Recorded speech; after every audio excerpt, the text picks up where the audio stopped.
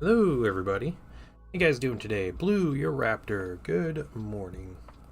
You guys are doing well. We are chilling. Yes, Dennis, or is it Sedennis? Welcome. Welcome. Just finished shading on a squad, so now I have to wait. Okay, alright. You can chill while you wait. So let's go ahead and jump into it. We have our... we're going to continue this guy today. Our Thousand Suns Librarian. And I am just jumping in with the Payne's Gray. I'm going to reapply this base coat on these different items that are this color. I might do some miniature assembly here in a little bit. I had to 3D print a couple parts to replace some missing pieces, so maybe we'll do that. But yeah, I'm just jumping right in. Just Dennis is fine. Okay. I watch stream while I paint myself. Nice. What are you painting?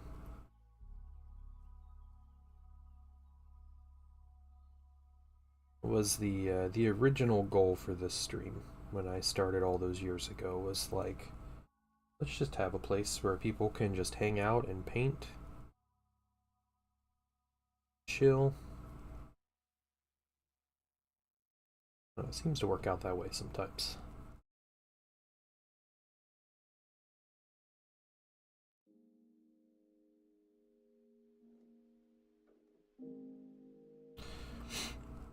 Hey, D-Slayer, what's going on? Good morning.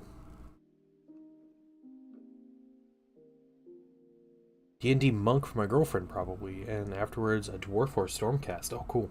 Alright. Very nice. So you're just tapping into a couple different things then. That's awesome. Well, thanks for joining. I appreciate you coming to hang out with me. Listening. If you're lurking, that's okay, but if you want to chat and everything, happy to talk with people. I did see that there was a some points updates and some FAQ updates for 40k. I skimmed through some of this stuff. That was my big thing. Not really into the gaming aspect. That's okay. Yeah, that's fine. Hey, we all do our own hobby. You know, our hobby our own way. I'd put it. We have a lot of people that just paint. And we have a lot of people that don't care for painting and play a lot of the games. I am a huge fan of the like tabletop gaming aspect, but I do paint a lot of minis. So I'm not the gaming dad. I'm the painting dad. So. A lot. I'm gonna spot the asteroid this evening. Oh, that's really cool. All right, and let us know if you get to see it. That's really cool.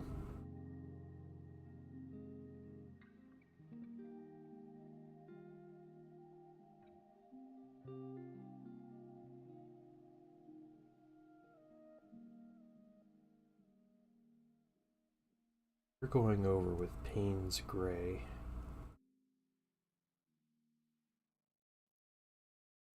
I washed everything last night, if you guys are wondering. I put a black wash over the entire mini, but a flesh wash over the golds as well.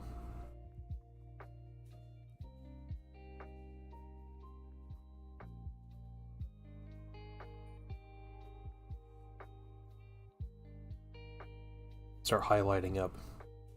Might be too constricted for wargaming, both time-wise and financially. I get it. Yeah, I don't get to play games often, so it's like a really big deal if I can play a game like once a week, because even that almost never happens.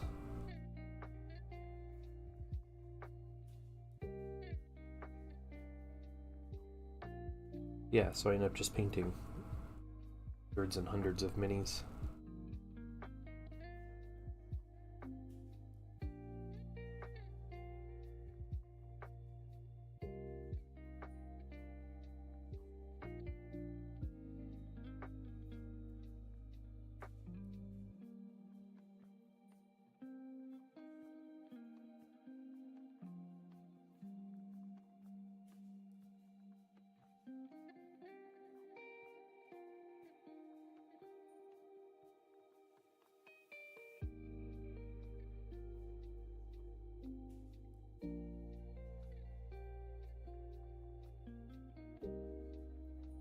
Okay.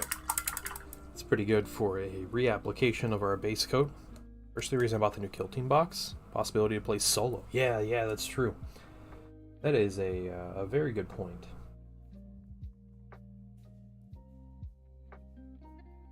Reprinted minis frowned upon 40k? Normally, no. Not so much.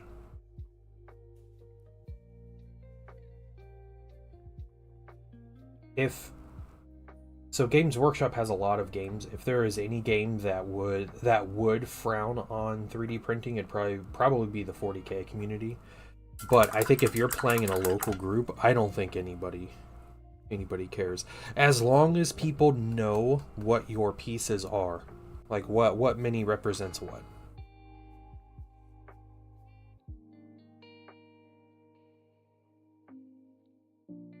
And having cool painted minis and everything also helps. You got your army painted if it looks good. But yeah, I've never met someone with a problem that has a problem with 3D printed minis. So I feel like the only place you're going to officially run into issues is going to be like a Games Workshop run tournament, which aren't too frequent. Even then, a lot of tournaments, they just have the rule that you need to submit like a photo of your army ahead of time, so they can basically make sure that everything is readable in the army, like everything is easy to understand, everybody knows what you're taking, so there's no confusion.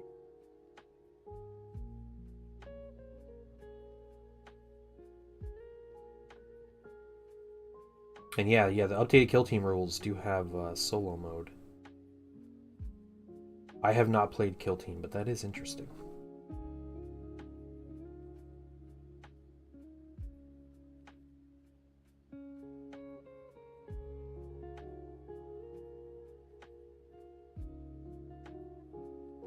The light rules are free.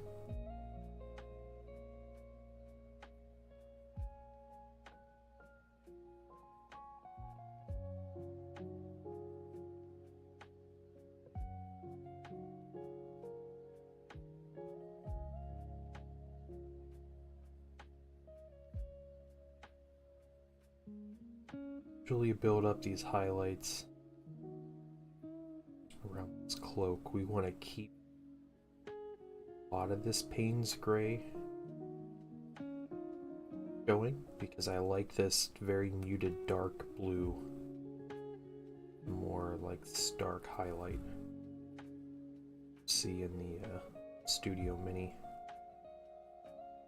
Using the Studio Mini as a guide. Some of my colors, and a lot of my Thousand Suns use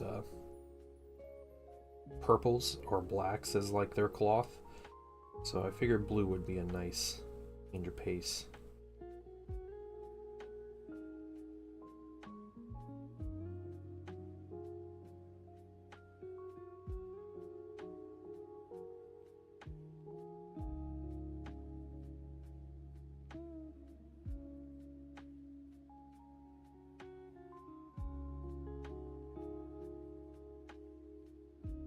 All available to download in the app. Oh, cool. Alright. Well, there you go. Free rules for Kill Team. At least the basics. And they're back to using like normal dice and stuff, right? Normal dice and measurement. It's not using like symbols to represent stuff.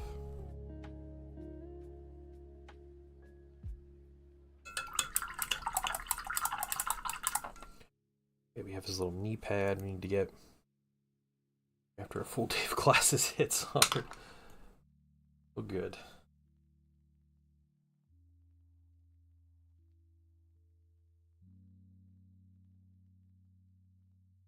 And normal dice and inches. Okay. That's good.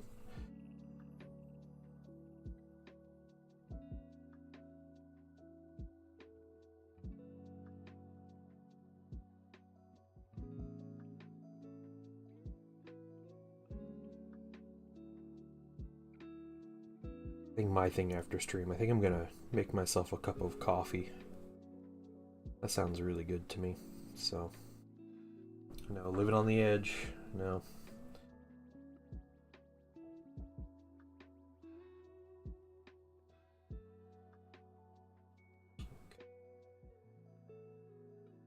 Lighter blue here. We're adding in turquoise, pearl turquoise. This is our highlight color here.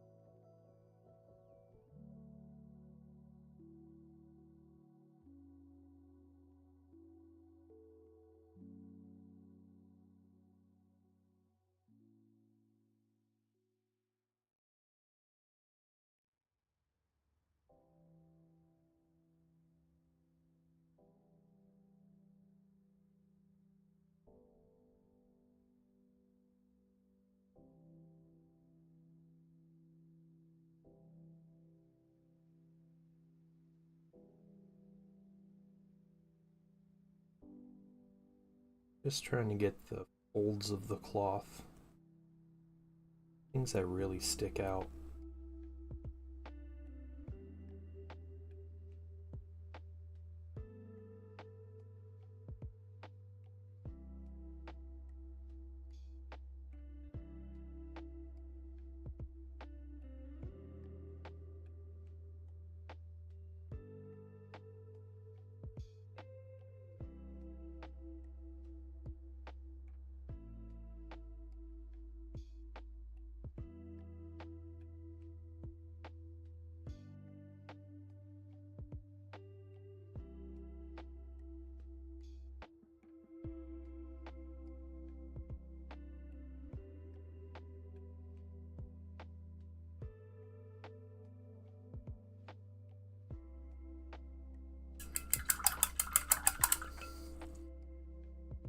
Getting that. Hey, Zen, what's up?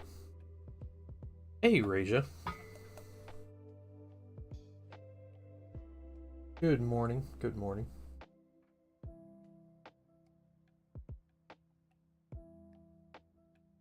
I am just continuing on with this mini, and then I may do a little bit of Forge World assembly. I got some pieces 3D printed, so we might go ahead and just put together a couple minis, and then I'll prime and base coat, and we'll stream painting those guys tomorrow. So I think that's the plan is gonna be, but we'll do that in a little bit.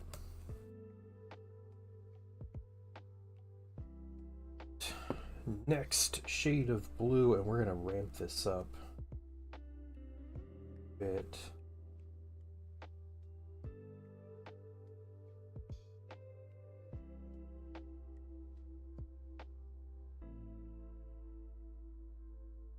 Okay. So unfamiliar with Orcs and Blood Angels, but both their Legends data sheets got updated. Oh, weird. The Blood Angels did? Did they add like the Sanguinary Priest with Jump Pack or something? Is that what they did? Yeah, so I've been wanting to talk about these this data slate stuff. I don't think there's a ton to talk about, but I did notice then the heavy intercessors are cheaper now. I think they went down. Were they 100 points a unit? They're 95 points a unit now. Doesn't say because it's not in red. Oh, okay, okay. Yeah, the FAQs. They said they updated all the FAQs for everything, but then nothing has listed changes on it, which is really, or at least the two that I went through. Can't see what the actual are.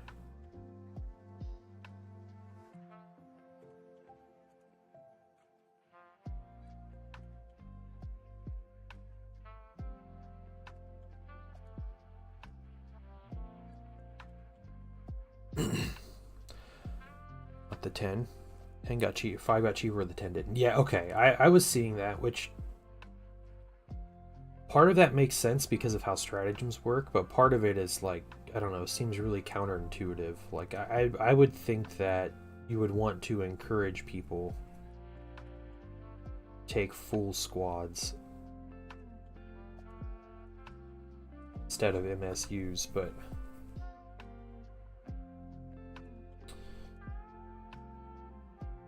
like it makes sense from like a stratagem and command point usage.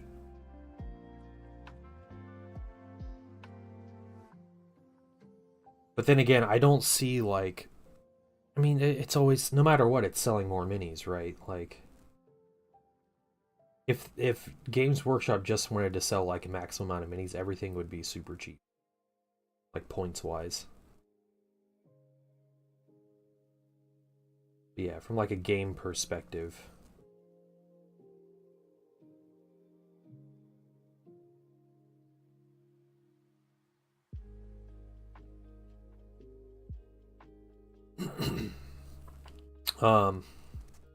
Yeah, suppressors got cheaper.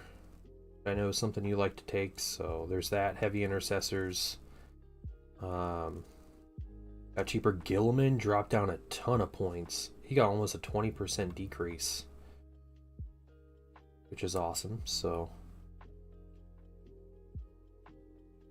he might, I still don't know if he's worth it over Calgar, but maybe you just take both him and Calgar.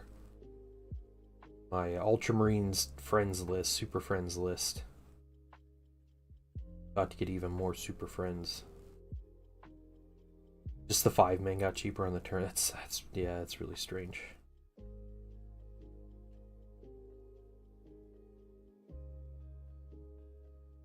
Yeah, it really seems like they're just baking in man point stuff. Right, like command point usage is obviously more efficient on bigger squads because you're paying 1 command point to do the thing on more minis, whatever that thing is.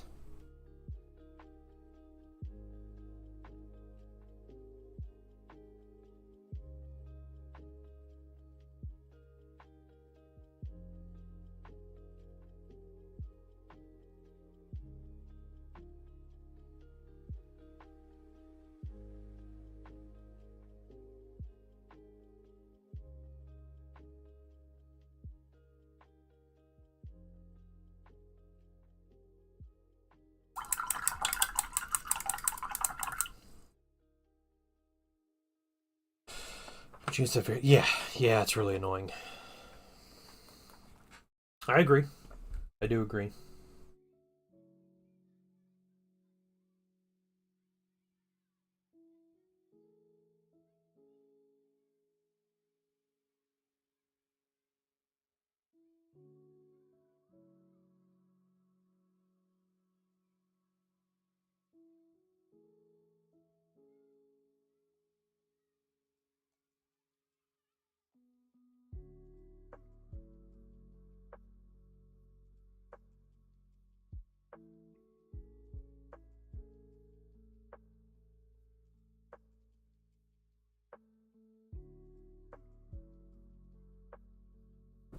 Okay, let's try one more little highlight here on this cloak. We'll get a smaller brush.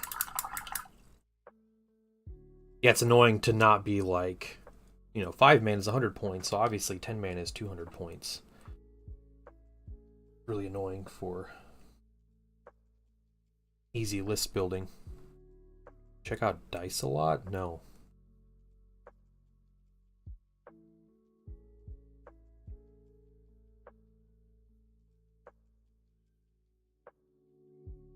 What that is.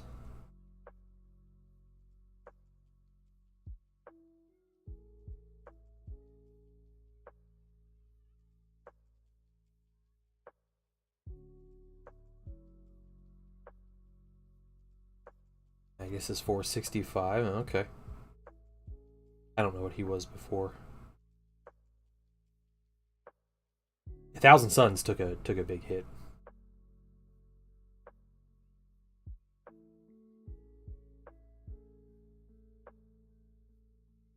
So did Drukari took a big hit too, but my understanding was the reason they took a big nerf is because Yanari. People started taking Yanari lists, and those are really good. Really good synergy with stuff. And GW seems incapable of separating out factions and sub-faction units. So the main faction continues to pay for the sins of the sub-factions and supplement type stuff.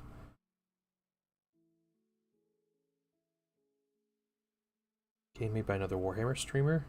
Dice-based roguelite. It's demos out. Okay. Huh. Made by a Warhammer streamer. Whoa, what Warhammer streamer? I swear, if you tell me that it's Midwinter Minis, set.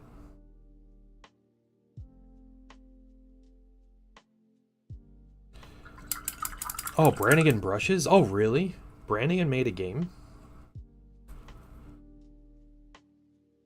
He was 440, okay. That's not that bad of an increase.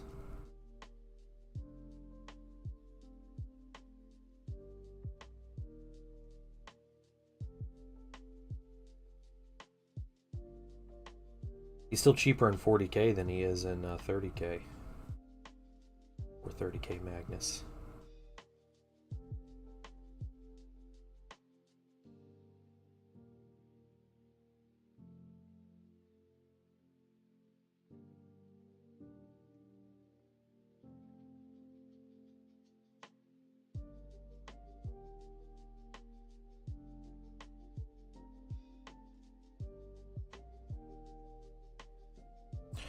Thousand Suns points just due to Cabal earning. I mean, Thousand Suns were just really good. They're super good in the game. Like, and they have been all 10th edition. So, I am not surprised at all that Thousand Suns got hit probably harder than anybody else.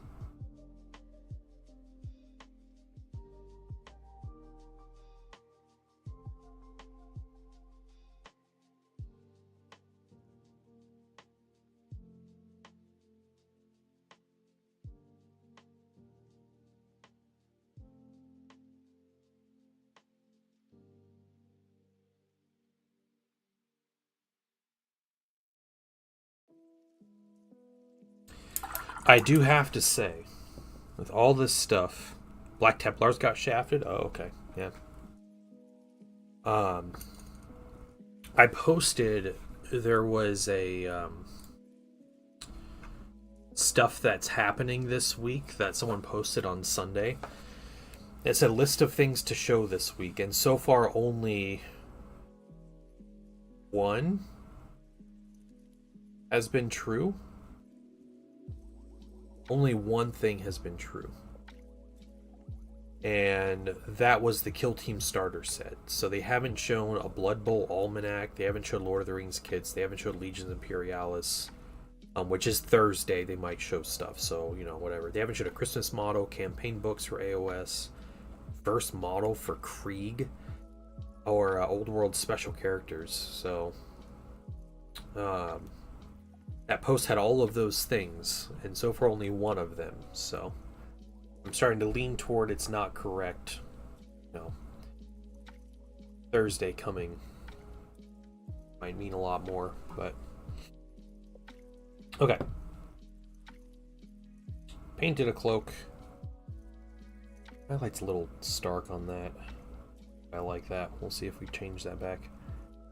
Is there a reveal this month or next? No, I don't think so. No, this was someone, just a couple people posting rumors online.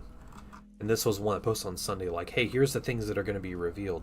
And Games Workshop had a weird post about a bumper set of reveals and loads more from the Age of Darkness, Rise of Mechanicus as it gets closer to release. Yeah. I don't know. I don't know when the next big tournament is. Okay. What are we painting next? Let's highlight our white. Is it Tacoma Open? I think it's Tacoma, isn't it? Or is it Tahoma? I think it's Tacoma.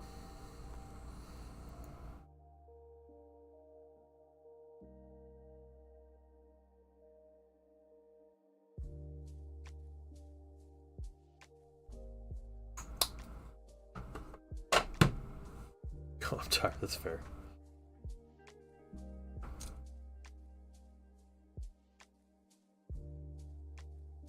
Okay.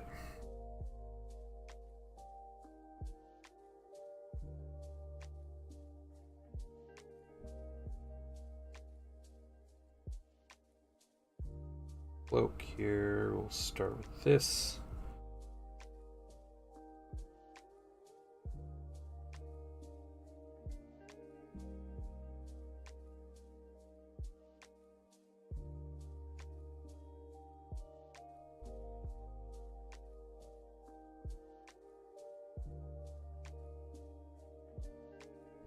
Are most of the big events in the South and West?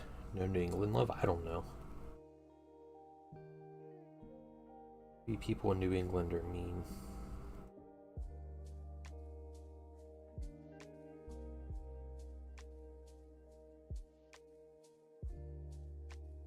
It's a mystery, honestly, why GW does anything GW does.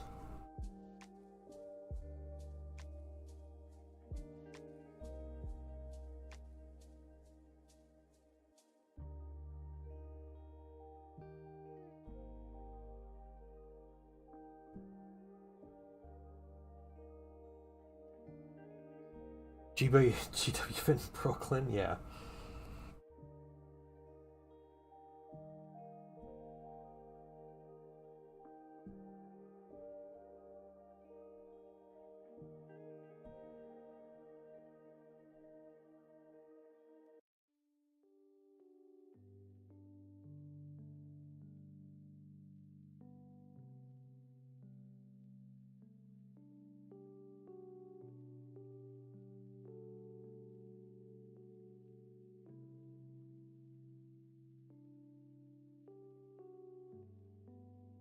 GW event in New Jersey. 100% be fights, yeah. A little older out of the way here.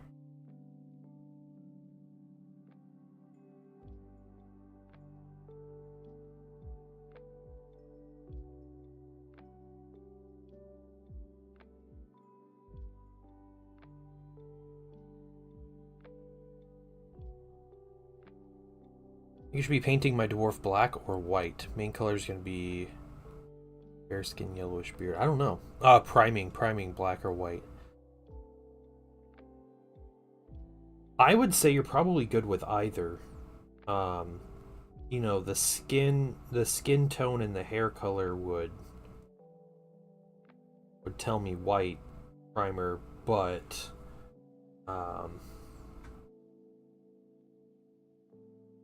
you know, I imagine most of the dwarf is not just skin and beard. I could be wrong, but those other colors, I think a black primer would be a good idea.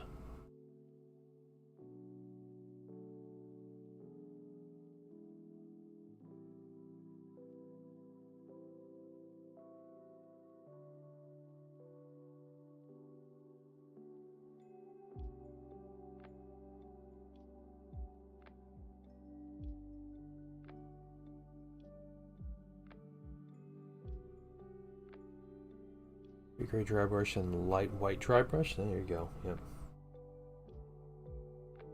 Vaughn's really diving into slap chop.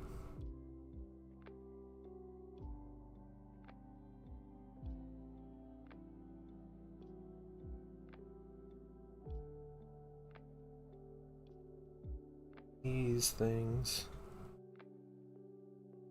Zenithal, because it could use the contrast for clothing. Yeah, Zenithal is really nice just because you can see details easier. My old man eyes need that a lot of the time.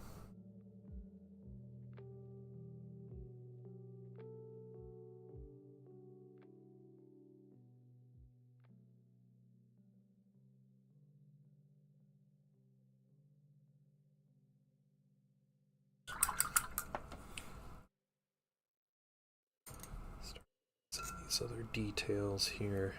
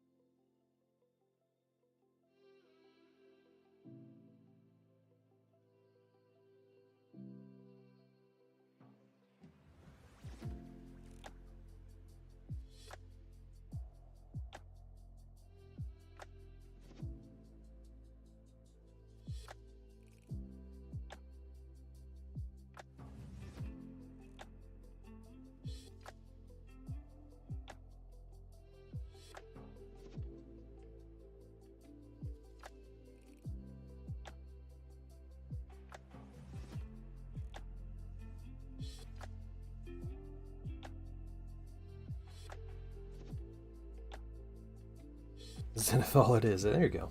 Yeah. Probably the best way to go about it, honestly.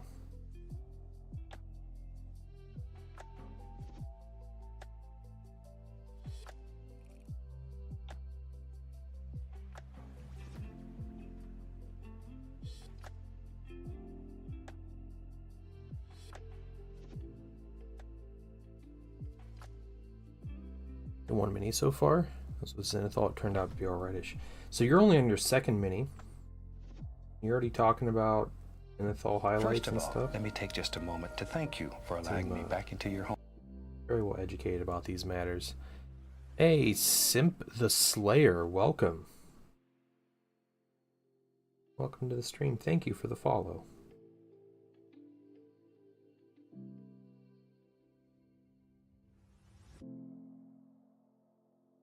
How are you doing today?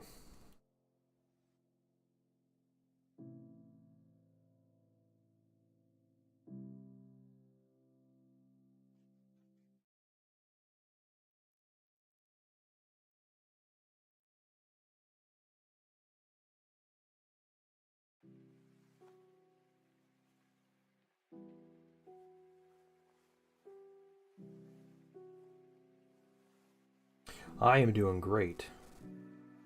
Painting this cool Thousand Suns librarian, so really well. I might be assembling some Forge World minis here in a little bit.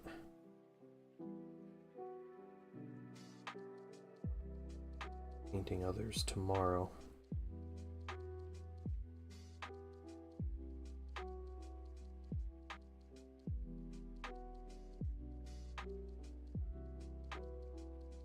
Yeah, we were just highlighting white. Yes, it is a pre-dust wizard. That's true. Watch too much YouTube, guys. It apparently helps. Hey, yeah. You know, when I was first starting this hobby, YouTube literally did not exist. I talk about this a lot, about how I watch way too much YouTube now, but like, if you wanted to learn a new technique, even know it existed, like you had to see it in like a White Dwarf magazine or in some weird forum, or like people put some poorly explained article and show like a crappy looking mini and they're like, yeah, this is the way to do this really cool thing, and you're like, I don't want to try that, looks like garbage. So it took me years to learn like the most simple things that people do on their first mini anymore. I only read Warhammer lore, but I never know what the character looks like. Yeah, yep.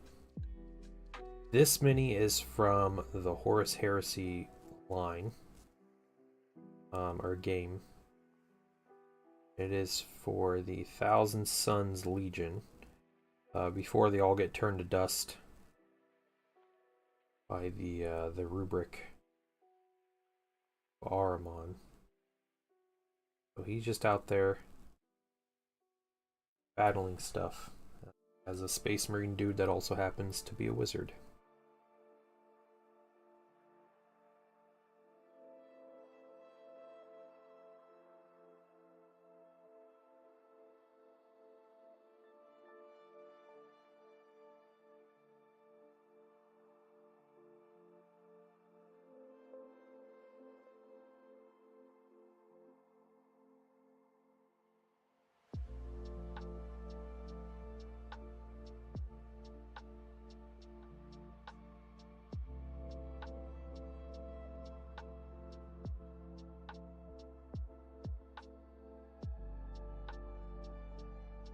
I have some dusty ones for Kill Team. That's cool. Yeah, I have a squad of rubrics, and I have 40k Aramon. Don't have much else besides that.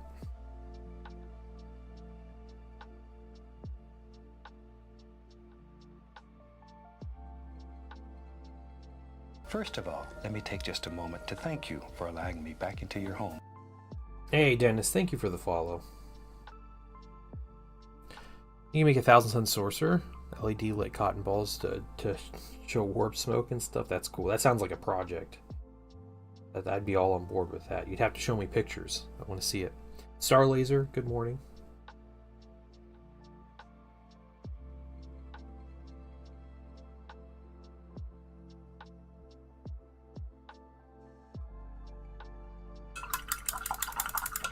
Okay, we gotta get these little shoulder accents here, and then we'll move on to our next stage. Really starting to settle down. Ready for the balance to drop. Then back to painting. The balance.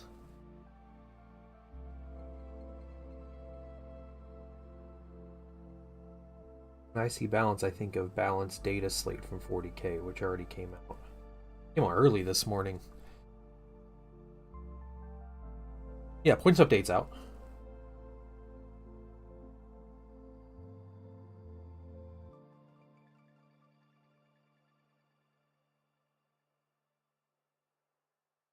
Yeah, it came out like 7 a.m. Eastern.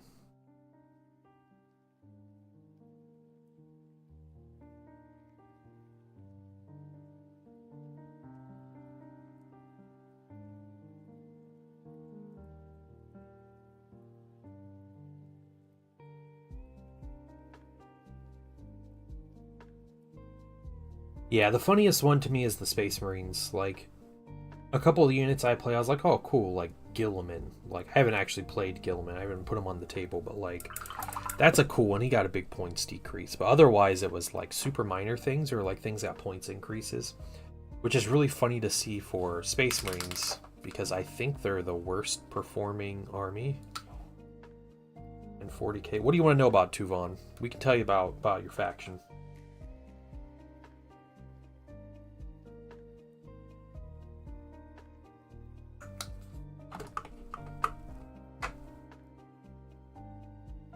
Death Guard. Alright, someone tell us what happened with Death Guard.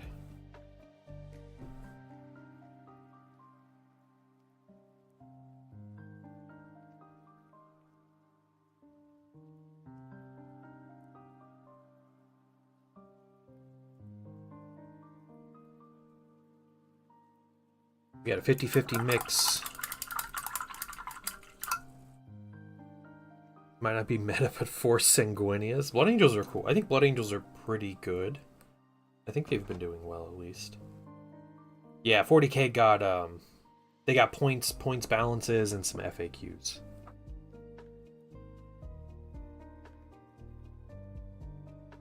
On the Warhammer community page. They put an article about it this morning. You get all the direct links to everything.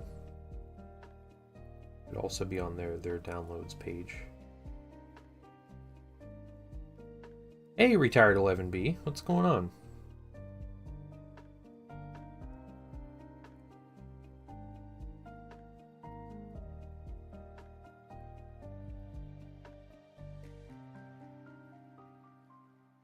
Alright, someone's got to look up Death Guard for Tuvan and tell us what happened. Pick stats at tournaments and change things to hopefully balance the game. Yeah, yep. Warhammer can be expensive, yeah. Normally, though, Symphoslayer, I would say, hobbies in general are about as expensive as you want them to be. So I don't know a lot of hobbies that are cheap that stay cheap. So for example, my wife's hobby is reading. Loves to read books. She spends, it seems like, as much on books as I do on miniatures.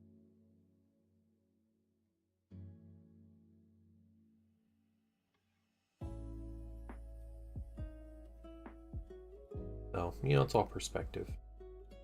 But yeah, 40k or Warhammer is not a cheap hobby. Definitely more expensive to get into than to like maintain the hobby.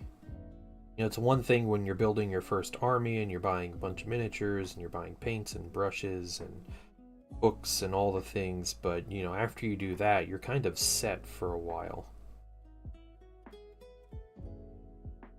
A whole lot of once you own a box of Space Marine Intercessors, there's not really, you know, that unit shouldn't expire. Crazy things happen. But be able to use that squad of Intercessors for a long time.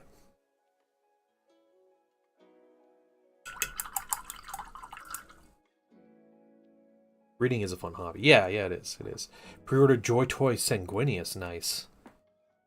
My wife she does have some like e-reader or e-books, but she is very much a physical book enjoyer, so.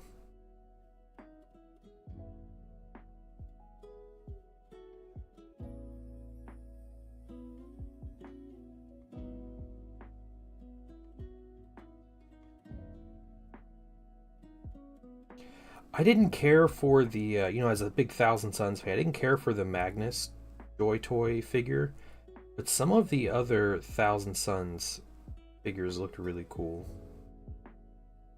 So, you know, there might be a time where I grab one of those just to have. Basically done with Death Guard purchases unless anything drastically changes. Yeah. Yes, you do have to hand paint everything. Or alternatively, you can find someone to paint them for you. Like your friendly local The Painting Dad. But that also costs money because it takes me a lot of time to paint people's minis. So a lot of time and years of learning, practice. I think it's worth it for people to. That's up to you. I would always encourage you to paint your own minis. Ever post the Mortarian Commission? I don't think you did. I don't remember it, at least. There's a chance you may have, and I'm just misremembering, but.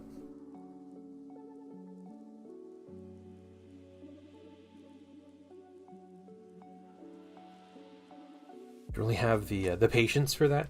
You know, what's interesting, Simp. I'm gonna call you Simp, and I feel bad, but what's really interesting is, you know, everybody I meet in real life that finds out that like I paint minis, especially that I do it for a living, people are like, "Well, I don't have the patience for that." Like that's always the thing. For me, what this ended up being for a long time was like my relaxation. You know, at a stressful day, a loud day, a busy day, whatever, like I could sit down. You know, I could sit down and play video games. Like that's one thing, but I could also sit down, not stare at a computer screen, listen to some music or a stream or some YouTube videos or something, and I could just put paint on some minis. And it is very, very therapeutic. I have never thought of it as a patience requiring activity. Like, yes, I want to have all of my minis painted all the time. You know, like I want to do that. But the process of getting there is like something special. Hey, Amram, what's up?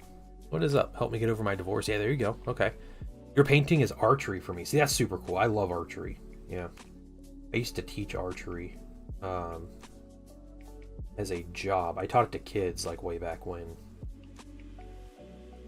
But yeah, I love archery. Killer's Day? Okay. Sorry, Troy. Personal project and whips. Okay, I'll take a look here in just a couple minutes.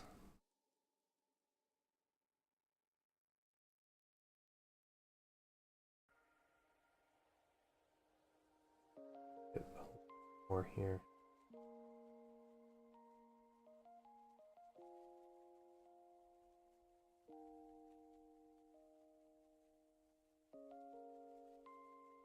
Yeah, my son, he is currently finishing up a fall soccer league. But after that, he is starting fencing. He's wanting to try fencing. So we have a fencing school relatively close to us.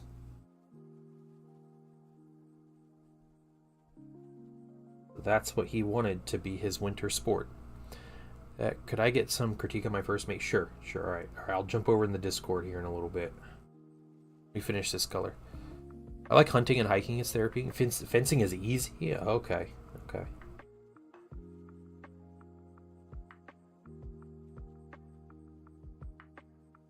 I'm just hoping he enjoys it.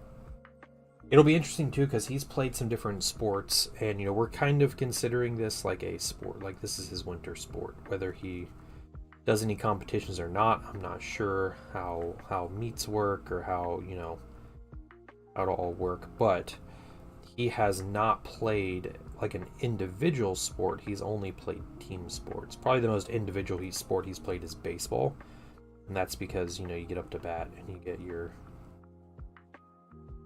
30 seconds of batting. Hey, Gosu, what's up? Historical fencing for 5 years. It's one of the best sports. That's cool. Yeah. It looks like a lot of fun. His school also does, they do foil, they do saber fencing, and for kids, I think in the summer, they do lightsaber fencing. So, LARP to get away from reality. Yeah, there you go. Yep. Hey, Phaedros, what's up? What's up? Coming from a fencing champion, I hope he has fun with it. Oh, that's really cool, man. Any one-liner tips for a 7-year-old, soon to be 8-year-old to get into fencing?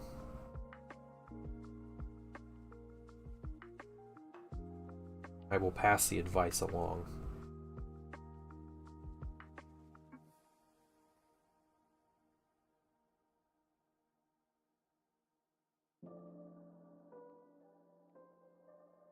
All right, we get that coat of white on, or lightened white. Okay, yep, balance update is here. That's right. That's right. Okay, let's see. Well, thank you guys for joining in. Let's see. Critique. Dennis's first mini is that in hold on. Tuvon. Oh, here we go. Here we go. I gotta scroll down. Man, you guys posted a whole bunch of stuff.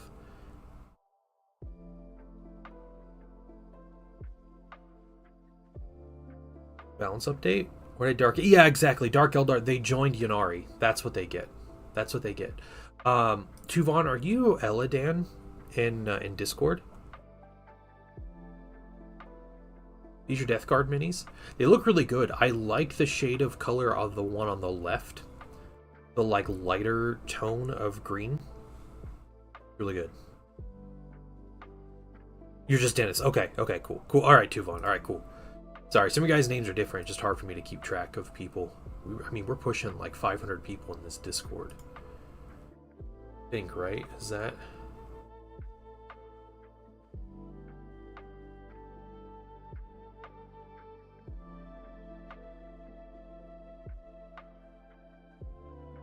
here. Alright,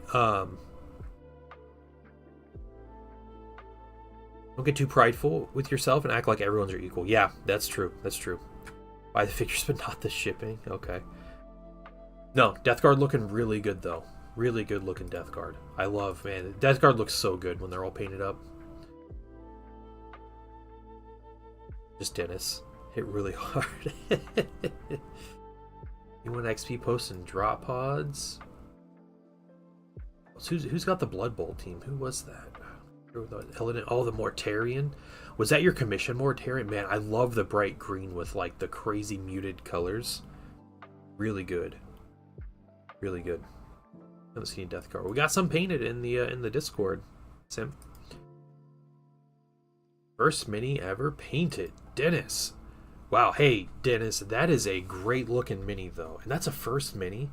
I can see you're dry brushing and like, I don't know if that's contrast paint you're using, but like the shade of green's really nice. My son is currently working on painting some salamanders for himself. So, but they're Heresy era, but he is painting some salamanders in Mark IV. So they're definitely a whip. But, yeah, they look great, man. They look great. One of the centerpiece of the army to be special. Yeah, definitely is. Definitely is. Man, great looking minis, guys. Contrast some dry brushing with metallic. I think it's awesome. No, I really like the, especially the black shoulders with the silver dry brush. I think looks great. That in particular, it gives it a good like natural feel. Yeah, that's just really nice. Have a meeting here. All right, Amram. Thanks for stopping by, man.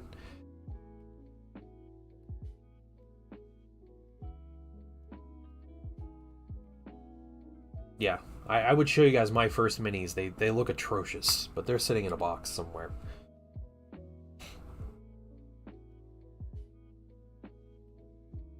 Okay, we're grabbing pure white. Kind of going for the edge highlight on all the other white here. The key with painting white is to not use white until the very end. Then you just highlight with it.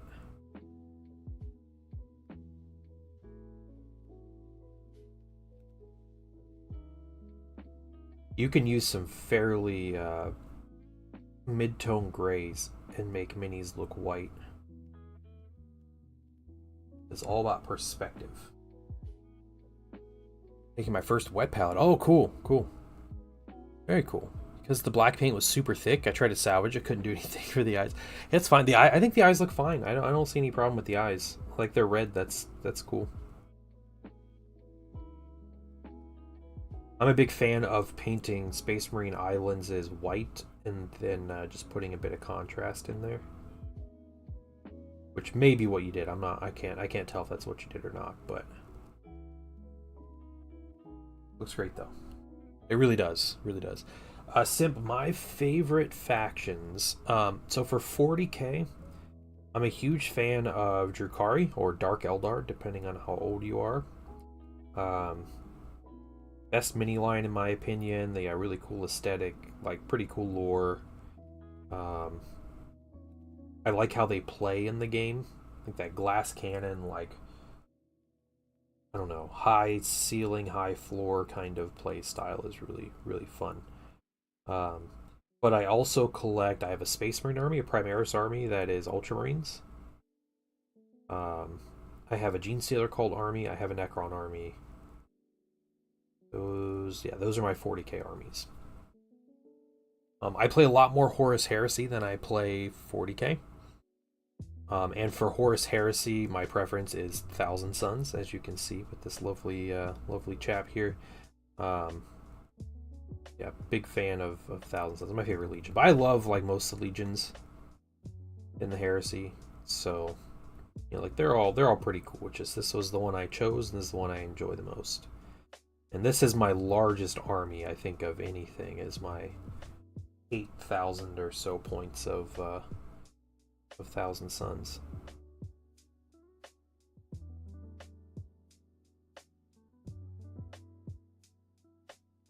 With more on the way. 8,000 or so painted. More on the way. Heresy is life, yeah. Yeah.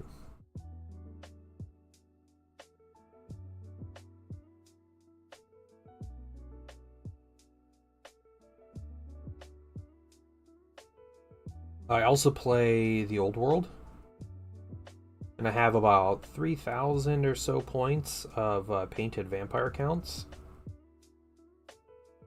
With another 1,000 or so on the way to being painted. They dropped Magnus by 60 points. I thought they did the opposite. I thought they raised his points a bunch.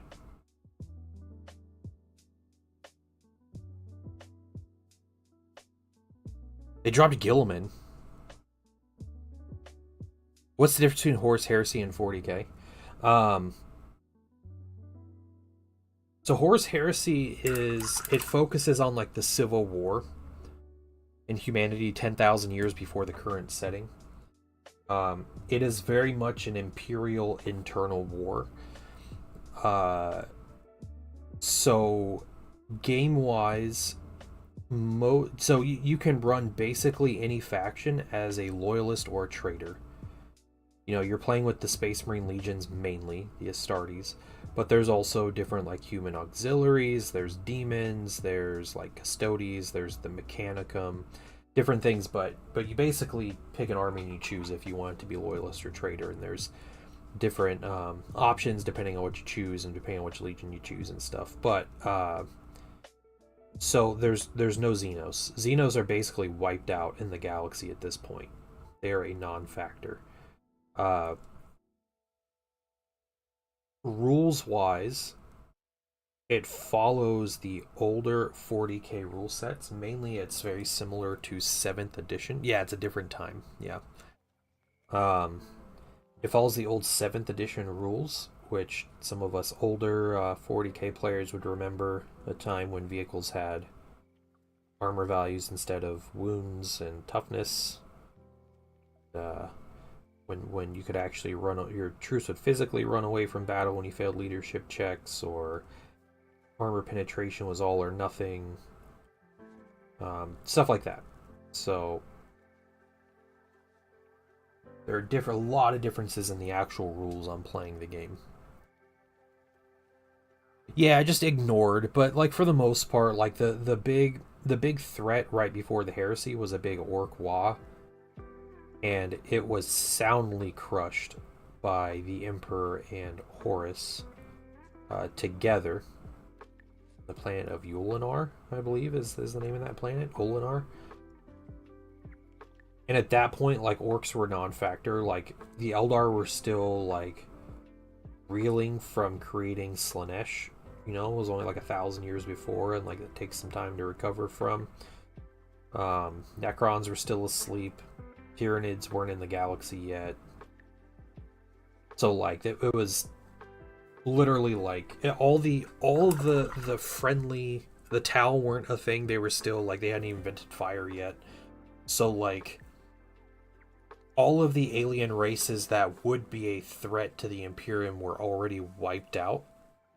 And the ones that would become a threat to the Imperium were not in a state to be a threat for thousands of years, or at least hundreds of years, I guess, in the case of the orcs. It was also the Imperium at its very height. Yeah, lore-wise, it does lay the groundwork for 40k. Like, it talks about how like Chaos took over, the Chaos Space Marines, where they came from.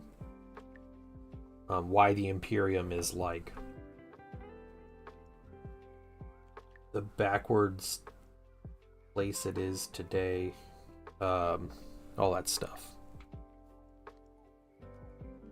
Is there a War Master Titan figure? I think there is for Legions Imperialis or Adeptus Titanicus. I think there is a War Master figure. Yeah, and things are pretty much to scale with each other. So with it being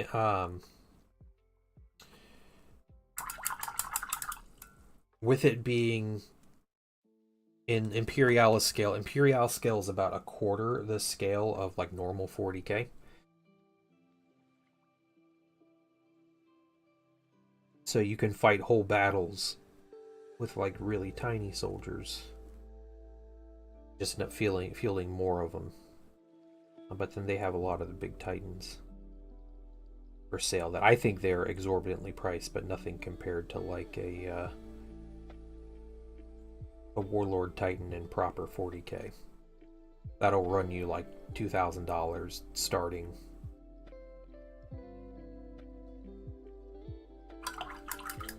Painting Tyranids, nice. Alright, very cool.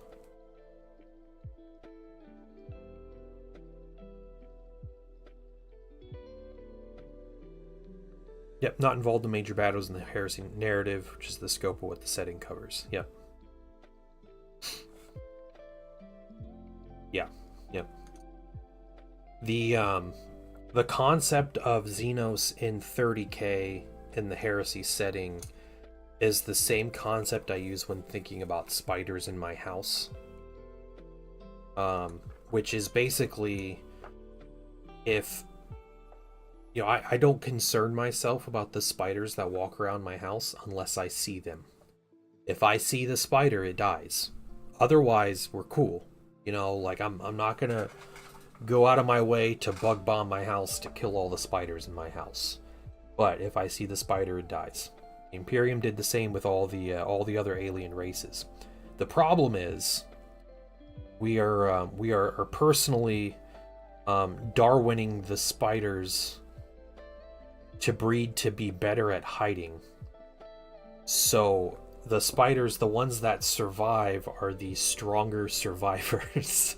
And so we're probably inadvertently making, more intelligent spiders that are able to survive in the setting a lot better. And so, the Imperium sees the Xenos, it kills the Xenos, but the surviving Xenos are the really dangerous ones. Yep. When spiders start turning invisible, then we know. We've messed up. So yeah, inadvertently breeding the most intelligent and terrifying spiders known to man by killing the spiders I see.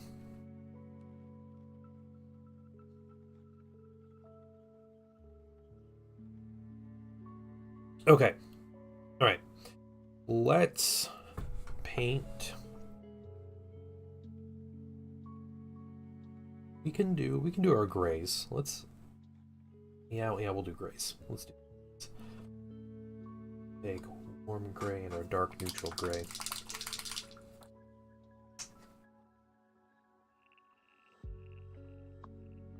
It's funny too because you hear about the Xenos that the Imperium fights in the Great Crusade, and I remember one in particular they talk about. It was this race of like lizard-like people, these huge terrifying beasts of people, of creatures, and from first glance it seems like it would be like a terrifying opponent to face in battle, because there's these huge fierce beasts, but those beasts hated war. And they hated war so much that they made an established rule on their planet that that they only fight their wars in specific arenas, designated places to fight, and then they honor whoever wins, and that's just what they did as a culture. And I think it was Gabriel Loken talks about this. I think he was the one that's telling this story, and he talked about how they arrived at the planet and they figured this out, and they thought man, we could get a really good fight out of these guys and really see what they do if we fight them in their arena. And they're like, you know what? Nah, we won't. So they just went to their planet, went to their cities, and they killed everybody. Out of bounds, basically. Yeah, it's probably in Horus Rising. Yeah, it was in one of the first three. He might be talking to a remembrancer or something and telling them about it. But yeah, that's those are the alien races that humanity was killing.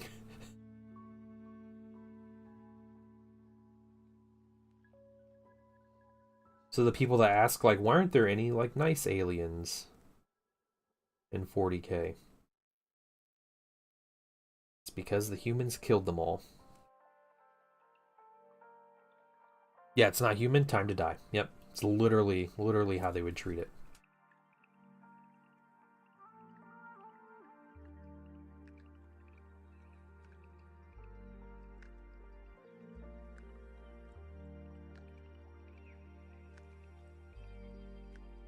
Yeah, only the fittest left. Yep.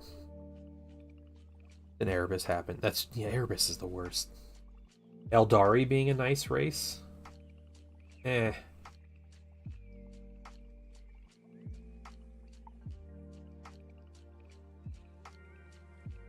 The Shane fleets would pull up and tell them to submit the Xenos or shoot off, or offshoot of humanity would say no and they get raffle stomped. Yeah, that's pretty much what happened. It was basically just hey, we're in charge now. People were like, no. And they're like, all right, you can just die. Now there were still some pretty terrifying aliens that they ended up fighting and wiping out. I don't know if they fully wiped out stuff like the Enslavers. I think Enslavers are still around, but the crazy alien just takes over people's minds.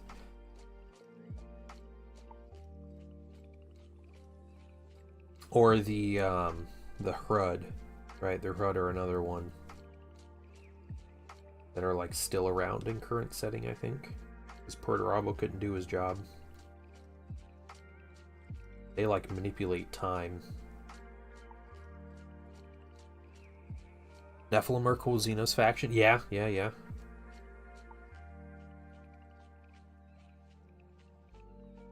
utter overpowered. Tau won't kill you unless you refuse to join. Yep. Tau are the most generally the good guys in the setting.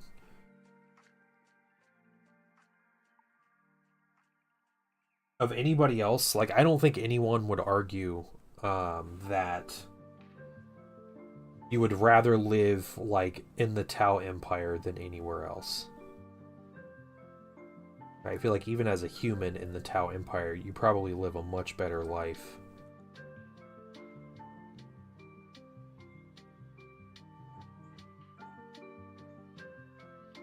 Than any human in the Imperium.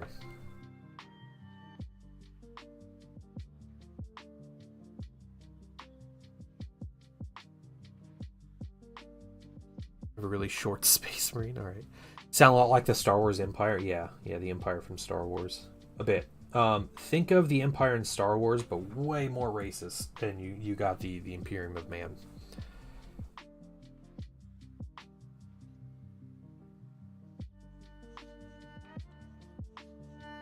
Because, like, the Empire in Star Wars did not like aliens, but they let them live in the Empire, you know? Like, they were oppressive and everything, but the Imperium of Man, they do not like Xenos. Yeah, I know, it's saying something. It's saying something. Rangdan, never forget the Rangdan. Crippled like 2 whole legions at the time. First hated Witch, but we do know 2nd and 11th Legion as well as the Dark Angels were called in. Huh. I don't remember that one. You know, it got real if Great Crusade era Dark Angels got called in. Yeah, they were just gonna genocide everything, weren't they? You had the choice to become a Dreadnought? No, it sounds horrible.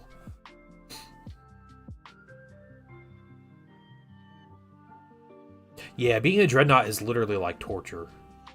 That's why they have to like keep them asleep between like battles and everything. Like it's a big deal. You know, it's very much like a Space Marine. It's like it's my duty. It's not like definitely not something they look forward to.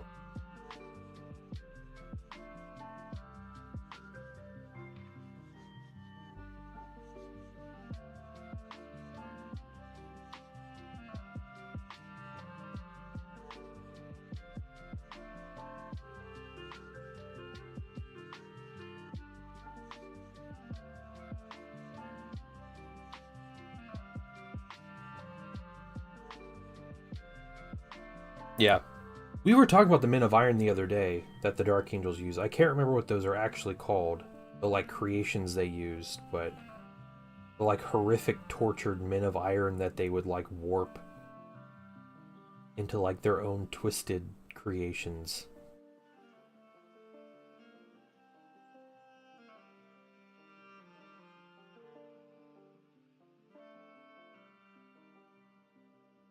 What they're called, though. Conditioning, they view it as an honor. Yeah, it's very much like a, you know, Space Marines, they literally do whatever they can to serve, right? Like, that's their whole, like, purpose. So, they'll go through, you know, the pain and the suffering, and it's not really like they have a choice when they're put in a Dreadnought either, so... And you're kind of like, if you're in there, you're kind of like, well, I guess I might as well, you know, serve the Emperor while I'm here.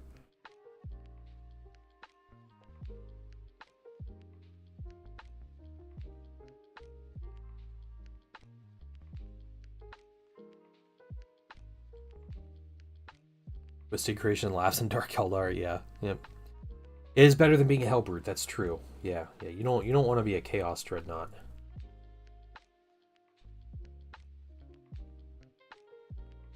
As well, normal Space Marines will put the Dreadnoughts to sleep in between battles so they don't go crazy.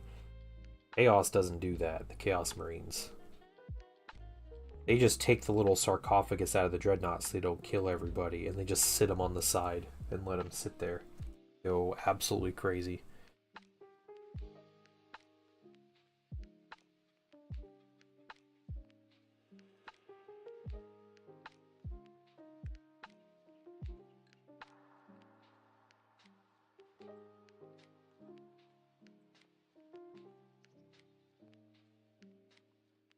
Hey, could you imagine a Chaos Space Marine begging for something, begging and pleading for anything, you know? When you find out that one thing is like to not be a Dreadnought. Or a Hellbrute. It's like, yeah, there's got to be something messed up. Yeah, they purposely drive them insane, yeah.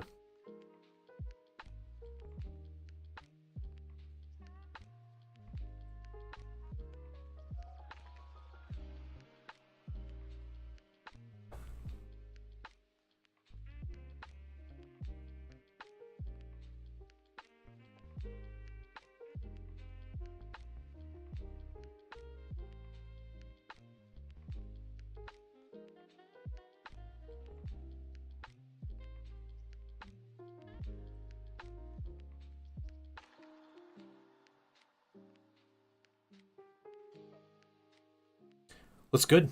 Oh, cool. Hellbrute for my anniversary gift. Yeah, Hellbrute minis look really cool. I like how the Hellbrute mini looks. We're just talking about you. It's like the last thing you would want to be. Might be worse than getting caught by Drukari. I don't know. I feel like Drukari could probably make it worse. Drukari are really good at making things worse.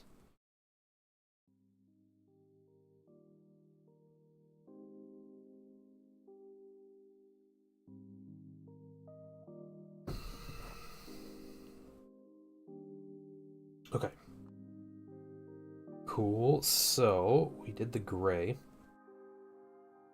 Let's work on some. Let's work on this parchment next. Grab olive flesh. We're just gonna fly through this guy. I don't even know if I have a I think I have a base for him already. I don't know, it might be painted. I don't know if I have a painted one. Look. I'll look in a few minutes. I had a painted one. It'd be nice. If not, we can paint one up real quick.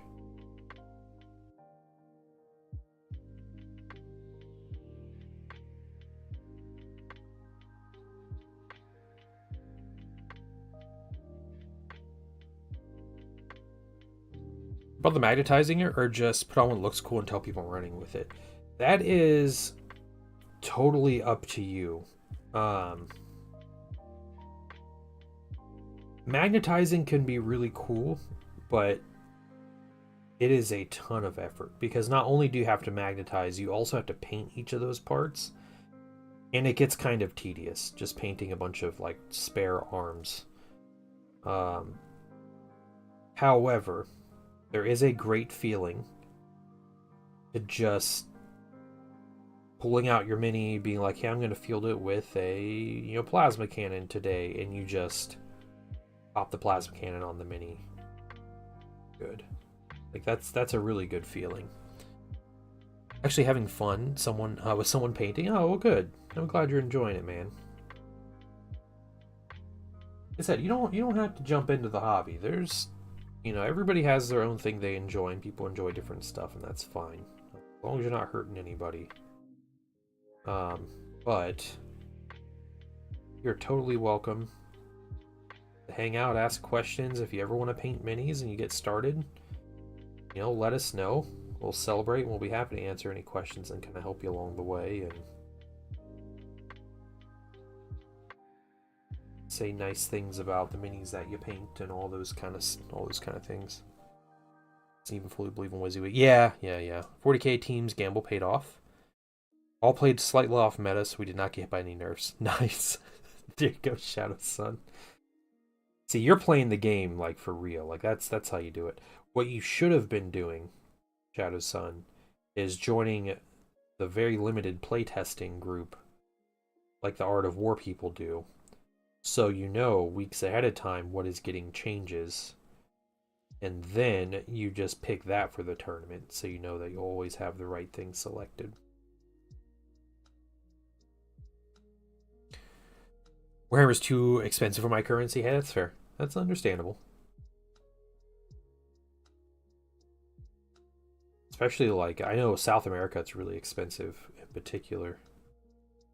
A couple people that join in from Brazil and Argentina, and they talk about how it's like impossible to find stuff. But 3D printing is a really good replacement for that if you're like dying to get into the hobby.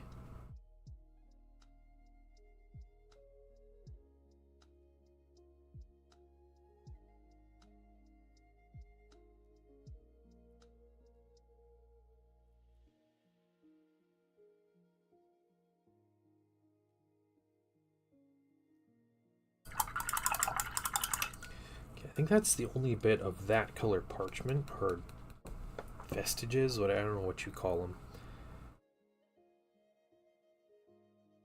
How do I find out how long you followed? I don't know.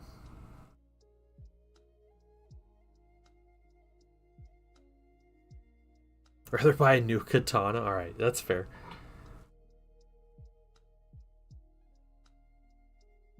Right.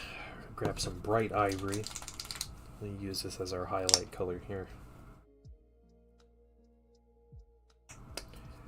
I'm all curious if I have a painted base.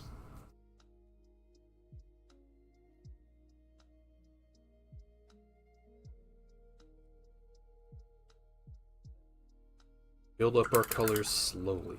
This is great. I'm loving painting this mini. I have wanted this mini since they announced it, like last year. Released it last year. Able to get it.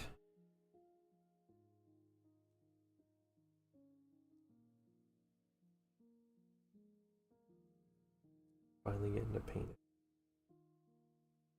It's technically giving me some points. League that I'm in. The 40k league with 30k participation, which is cool. I'm killing with this one. Thank you, man. Thank you. He's been going a lot quicker than I thought he would, honestly. I'm honestly like really impressed. This is probably the newest Forge World mini I've ever painted. Job. Oh, thanks. Thank you. Thank you. I'm impressed with how GW-esque the details are.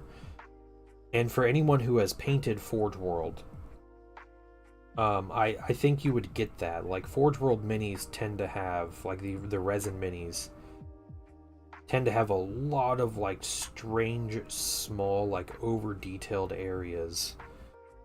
And, this one really doesn't. It's really nice.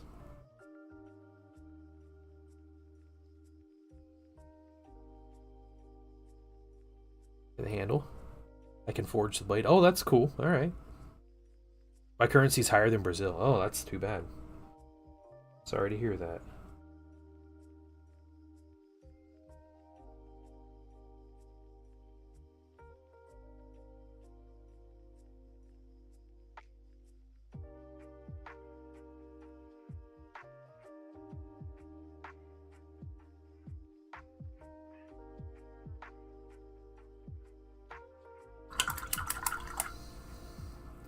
Do you like new Forge World style? Yeah. Yeah, some of the old Heresy models are strange. Yep. I have been painting some of the older Heresy models, and there's some wonky details on them.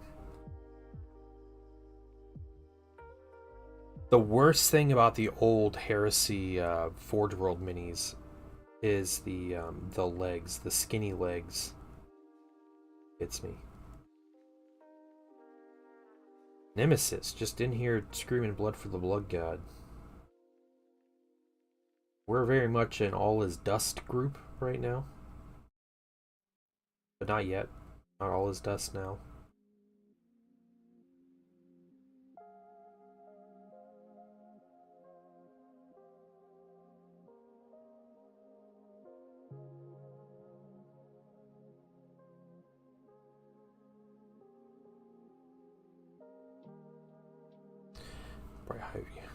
Is my spelling so bad? That's okay. Technoblade.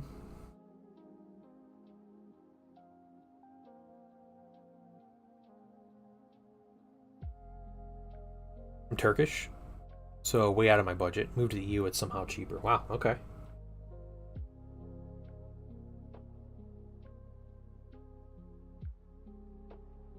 Yeah, I feel like it would be like that with you know, moving to different countries though, right? Like sometimes, especially like luxury goods, I feel like would get cheaper in certain countries over others. Just because the company has a bigger presence, or they might have factories, or, you know, logistics are a lot cheaper getting to and from that country, so it would affect pricing. And GW is not necessarily a country to drop prices because another country's currency is, worth less than another one, or less per, just humane taxation. Yeah. You're two, getting steel is hard. Okay, okay. Huh.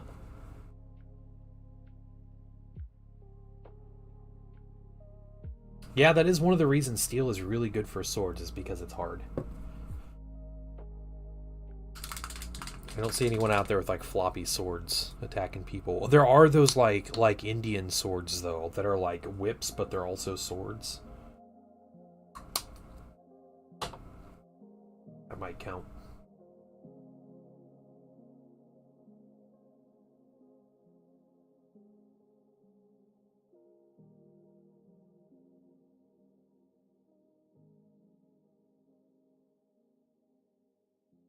I wonder if you can just buy like iron ingots.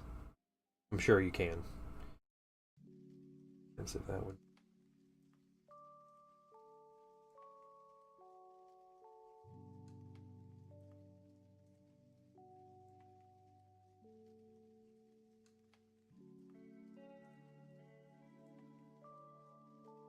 Minor, not sure where your local laws are, even then.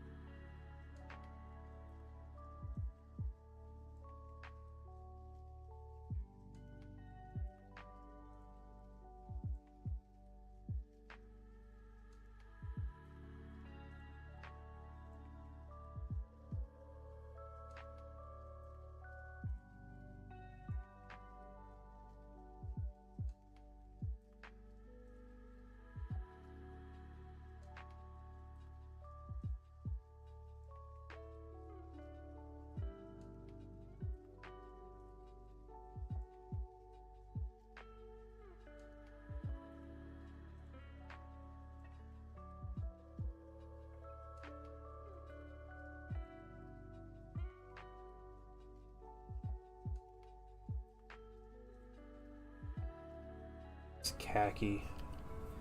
Again, reapplying base colors, and then go back and we're going to highlight.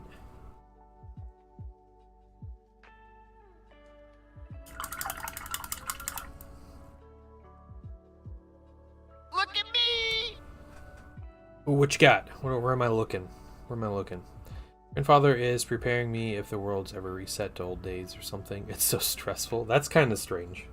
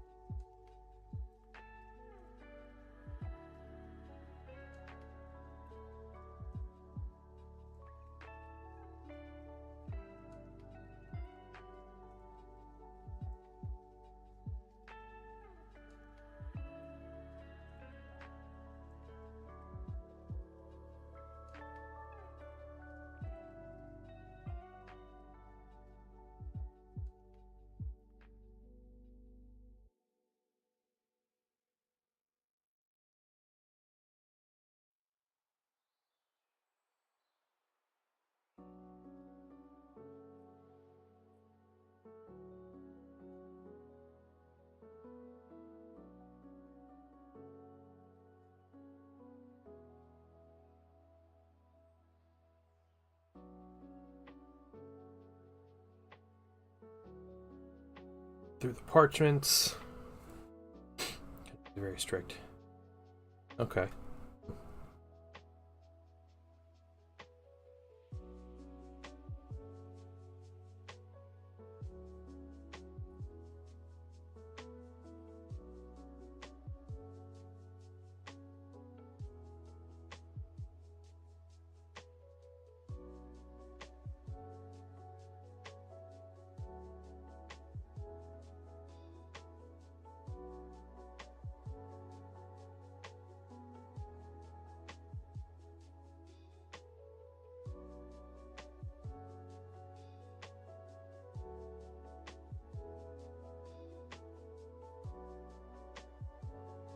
Okay. Let's do one more highlight on this parchment, and then maybe we'll move over to gold.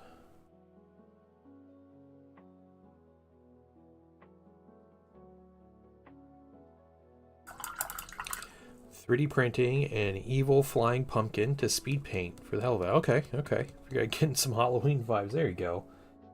I'm painting my undead to get my Halloween vibes. That's what I'm doing.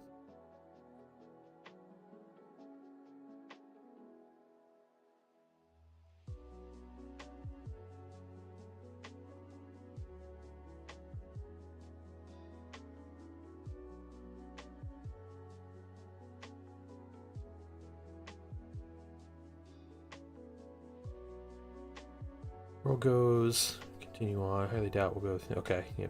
Age of Strife. Gonna be like post Dark Age of Technology and 40k.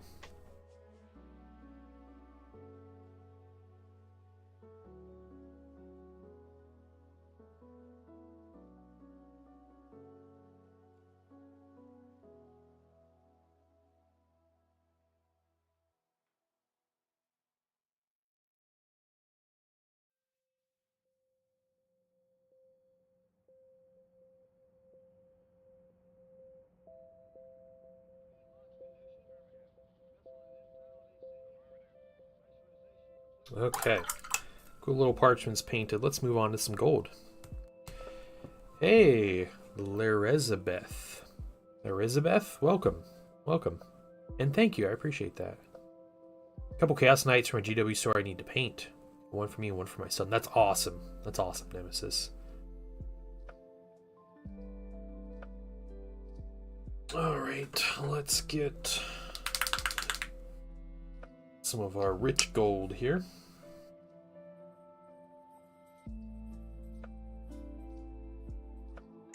This bottle's almost out. Bottle waiting in the door.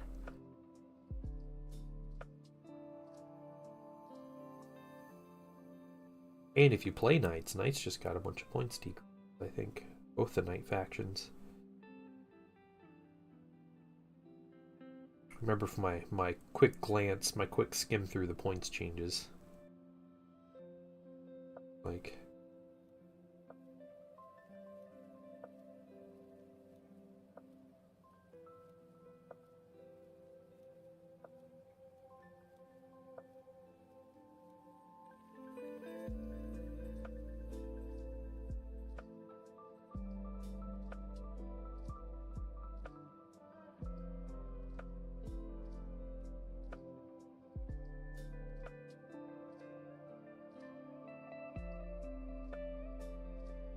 Spelling you. No, it's okay. It's alright.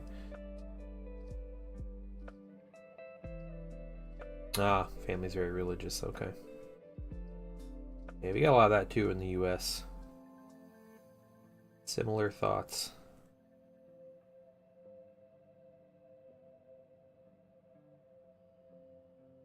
Okay.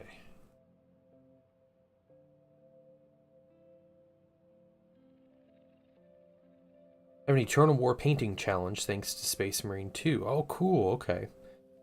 An assault mini, kit bash with the hammers, have a power sword. Doing Eternal War. Oh, that's great. Is that your local store? Is that what you said? That sounds like a lot of fun.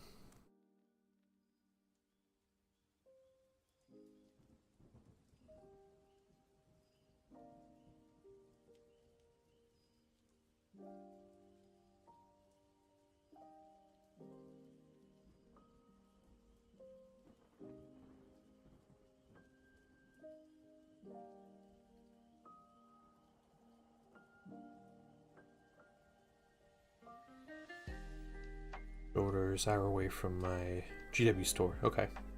Yeah, Space Marine 2 is a lot of fun. It is. I was playing it on stream for a bit, for a couple weeks. I actually haven't played it in over a week, probably about a week and a half at this point. I would like to play some more. Busy with other stuff.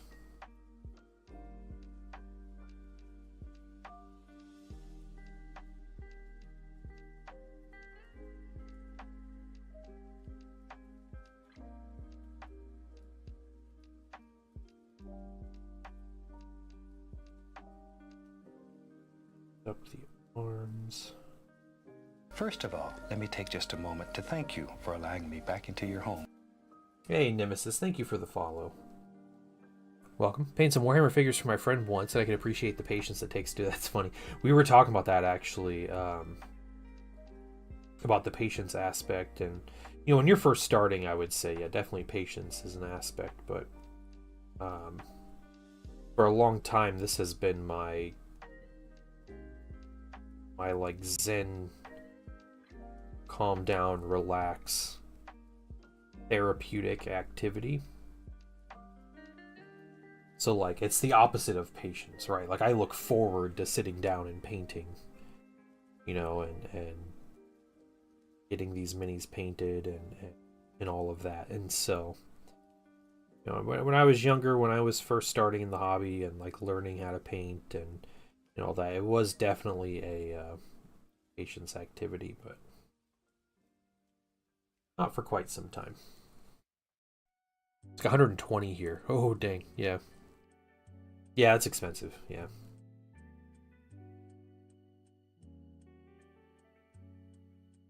Okay, we got both arms, both shoulders for this color. We're going to start adding in other golds here as highlights, but... First of all, let me take just a moment to thank you for allowing me back into your home. Hey, Concentration Face, thank you for the follow. Welcome in, guys. Lots of new follows. We are approaching 4,000 follows. We're getting there. We're between 37 and 3,800 follows, if I'm not mistaken. That'd be really cool to get to 4,000 by the end of the year.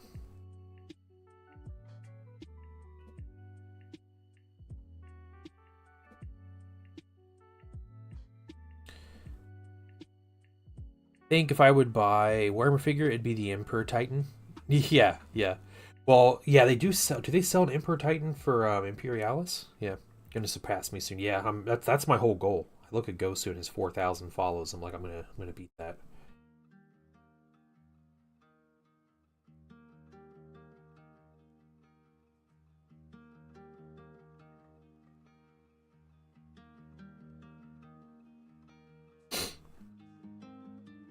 Four to 6 hours painting a standard mini. Didn't lie, he took a few days. Yeah, yep. The longest I have spent on a single mini was about 40 or so hours. I did not keep track, but I would say it was about 40 hours between assembly and painting. And that was my 30K Primarch Magnus. It's definitely a labor of love, but it took forever. The mini had so many details on it, it was crazy. I have painted the Lion, I've painted Gilliman, I've painted Angron. These are other like Primarchs I've painted. Yet to paint Mortarion or Magnus though. 40K Magnus.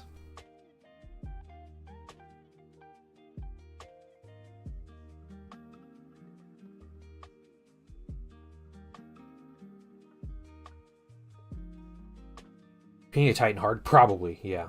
Yeah. I have never painted a Titan, but it's very time consuming. Titans also have a lot of flat surfaces, which can be really good or really difficult depending on, you know, your skill level and what you're really going for. Like flat surfaces are really nice if you want to do lots of like highlights and blending and everything, but if you're not doing that, it becomes difficult to make a very one-dimensional surface look interesting. It's gonna be your first? Alright. Yeah, they take a really long time to build. Yeah. I mean, if you're painting the Legions Imperialis one, it wouldn't be as difficult, but that is still a giant mini, and that'll still take a very long time. If I'm not mistaken, that Imperialis Imperator Titan is like the size of a knight, right? Like a 40k knight.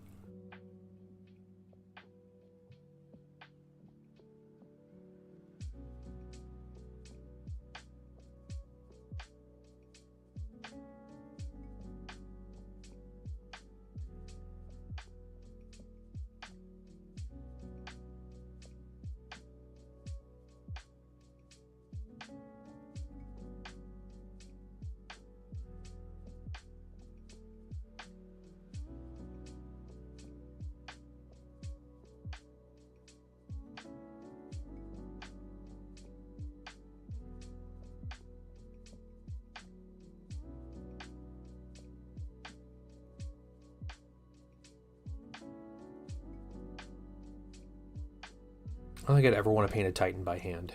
Yeah, yeah. I don't want to paint an Impulsor by hand. Impulsors are terrible, though.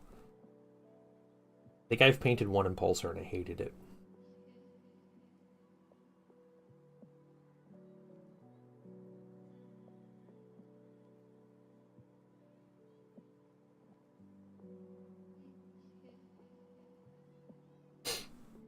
Brush painting Titans, I get a little nervous, yeah.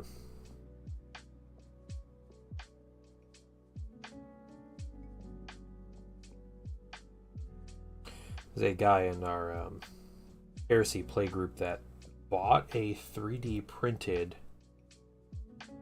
Warlord Titan and painted it.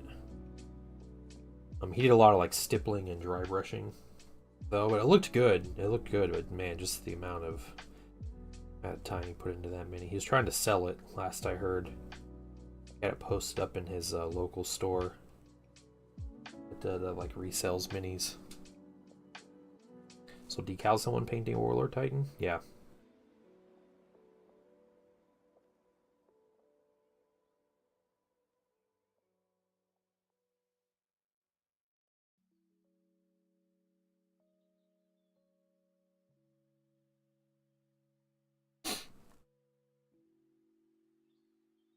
Yeah, yeah. It's rough. But hey, you know what? If they're proud of it, they're happy with the mini, then let them be. And maybe they'll end up weathering it to where it covers up brush strokes.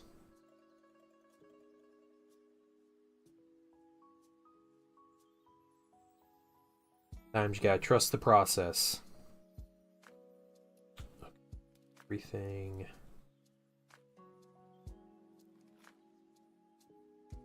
Well, I don't think I need to paint yet. Well, those are small enough where they can wait.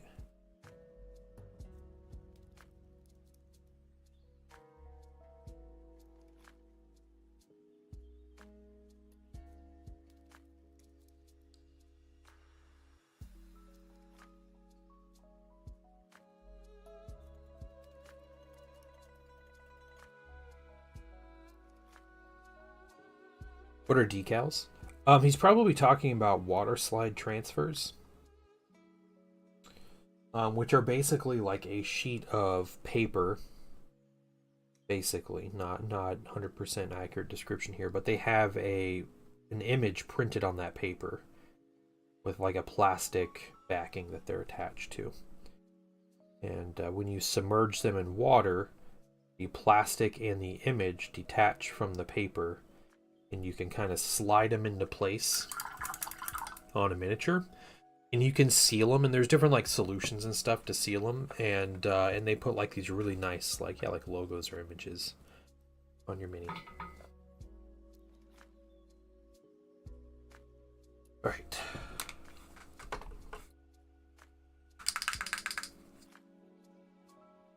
Drop picks and finish projects. Okay, cool. Let's see, Nemesis.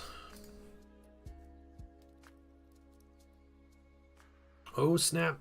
He's got Dark Angels. Man, that's cool. What chapter is that? Is that straight up Dark Angels? I love how you're using the Space Marine 2 scheme though. Like, it's a really good looking scheme. Or that's original Space. No, is that Space Marine 2? That is Space Marine 2. Yeah, it's Primaris stuff. Okay, yep. Nice. Very nice. It's Deathwing. Okay, cool. Very cool, though. Yeah, I like it. Very well done. That's fun. It's fun to see people painting...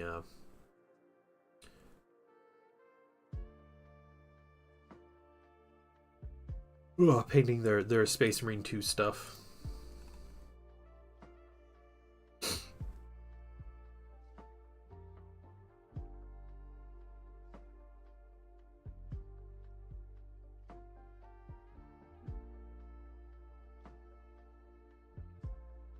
Okay. Let's get going with our bright gold.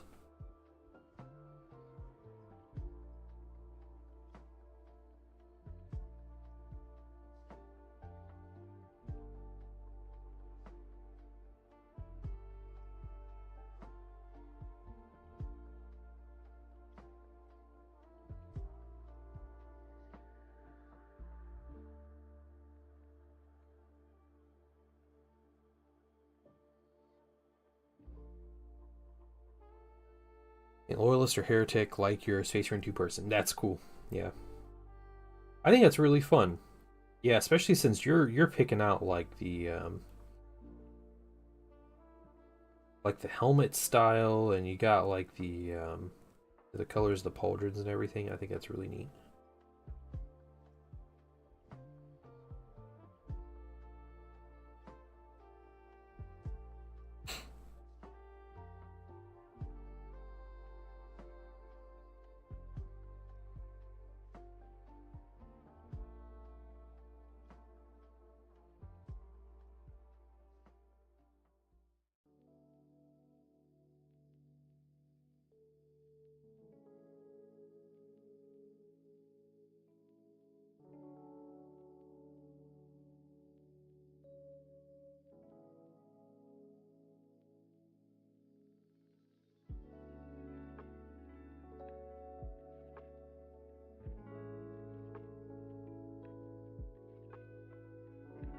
Oh, excuse me. Well, and for the Dark Angels fans out there, the next like DLC thing will be Dark Angels stuff, right? They showed off a bunch of stuff. Was that yesterday? They showed off a bunch of stuff for it.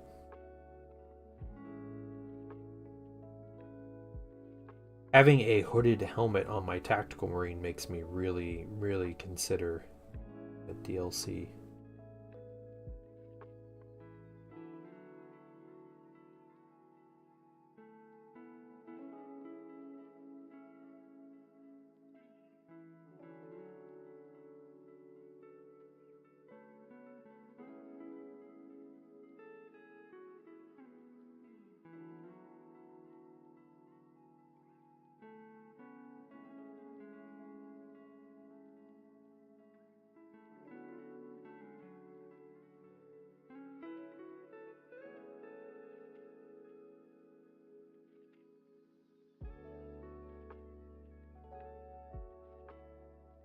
The mountains won't include that into all the bases. Nice. That's really cool. Great work.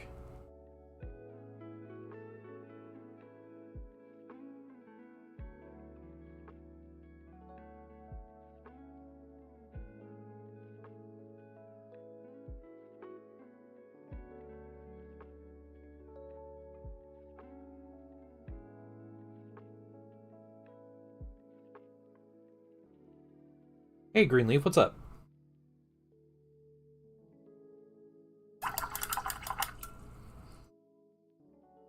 Rest this torso onto his shoulders or something.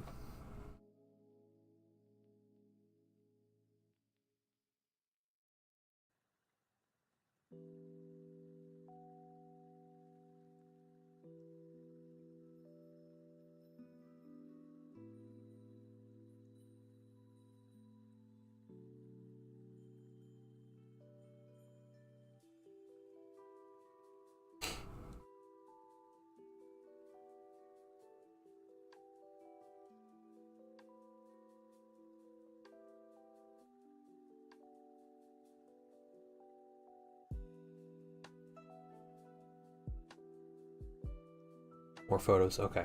Okay. One moment, let me get this arm.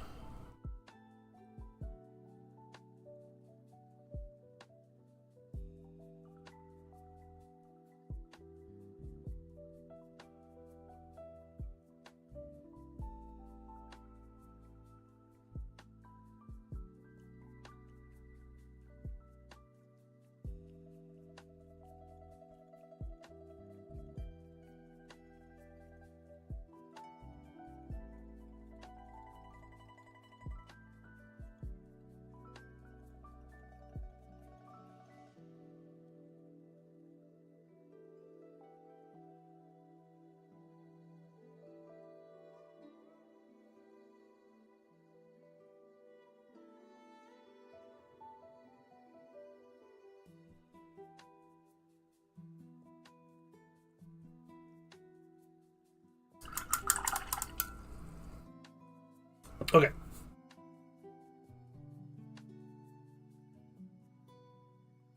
Nice, the Redemptor. The spaces are cool. Your Lion Mini, very nice, man. Good stuff. I am a big fan of the green Terminators as well. I think that's really cool and a nice addition. Yeah, great looking stuff. Yeah, your basing really is on point.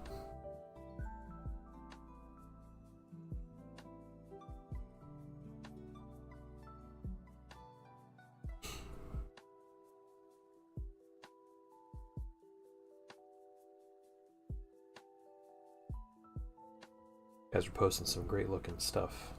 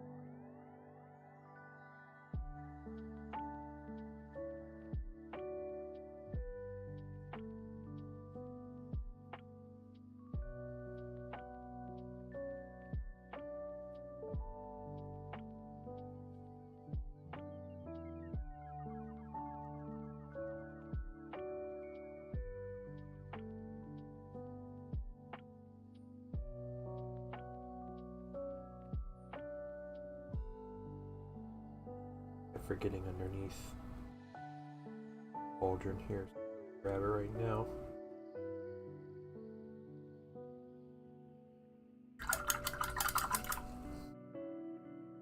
And we can come back and highlight. Hey Kai, what's going on? I'm doing great. Hope you're doing well.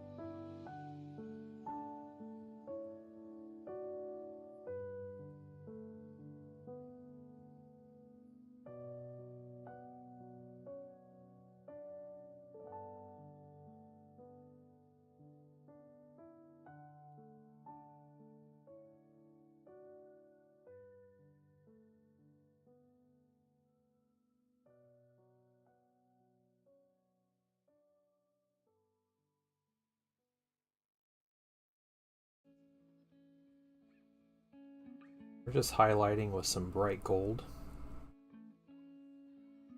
over this rich gold.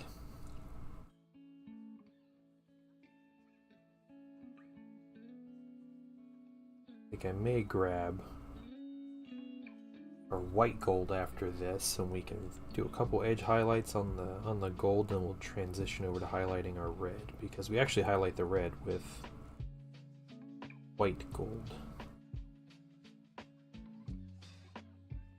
Welcome back. Me on the phone for over an hour. Oh my gosh. My brother did that the other day. He called me. But he's also like, he's out of state. At the time he was in North Carolina doing like emergency response stuff. And they had him like basically waiting.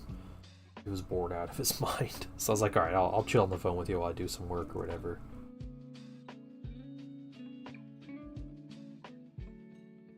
Welcome back.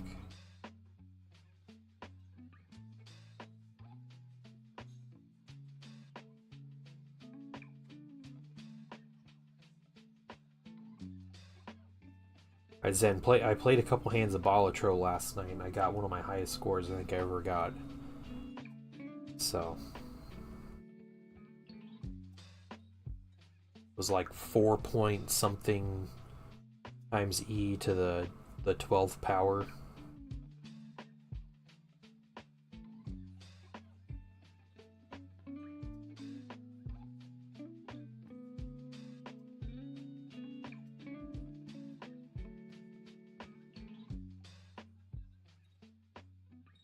Duodecillion point. Yeah, something ridiculous. It was cool though. It was an interesting combo. I had I was doing high card, and I had the was it like the ballot or whatever. Um, so like it triggered your played card twice, which in the end was probably not the right call. Like I probably should have got rid of that one for something better. But I had that. I had another card that re-triggers all held in hand abilities. I got that one super early and I held on to it. I was like, this is going to be good late game if I get late game. So I held on to that one. And I ended up going like all in on steel cards. And I went on steel. I was trying to get queens, steel queens. And I had yeah, so I had steel queens and I had the Joker that multiplied queens by 13 or added 13. 4 digits E15, E16 to MS. Okay. Interesting, Troy. So, and then I had the Steel Joker. So all my steel cards added like 0.2 to my multiplier, like every one. What else did I have? I had the Tarot Joker, where added multiplier for every tarot card you open. Because when I got it, it was at like plus 72 multiplier or something. It was crazy. But yeah, I ended up getting a queen with a red seal, a steel queen with a red seal. So it would end up triggering 3 times on each of those multipliers I had on it, which was really cool. And it was just basically trying to farm like death cards to copy that one. And it got me really far. I got to like round 37 or something.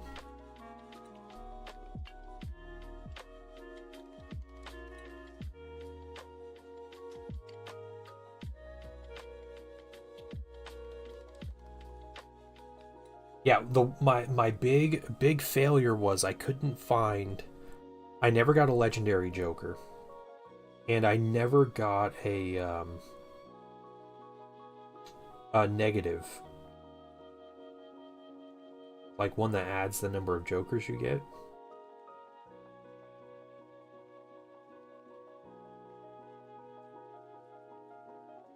Yeah, the legendaries get really crazy. I was kind of upset I couldn't get like some of the things I wanted. But yeah, not getting those couple cards like really hurt in the end. I could have gone super far if I would have got like a good legendary or a good or been able to hold more Jokers. Yeah, I never got DNA or anything like that, so I was never able to just straight up copy cards, or that would have been insane.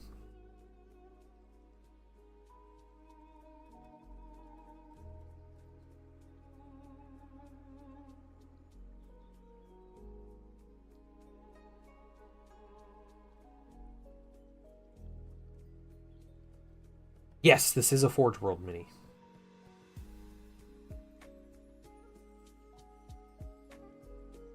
This is the Thousand Suns Librarian. Forge World.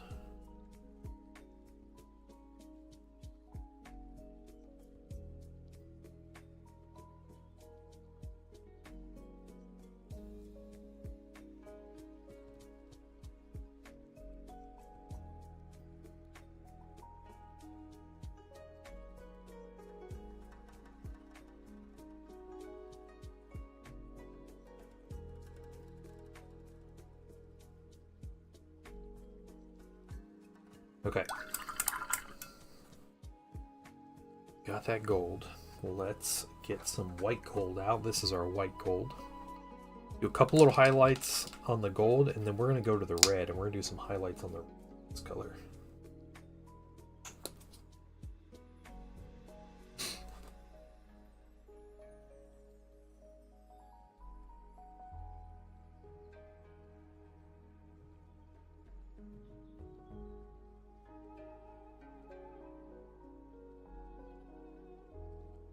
I was playing around the other day. It did come with a bare head option. Yeah, yep. I am saving that head in case I ever want it, but I'm not a huge fan of helmetless Marines.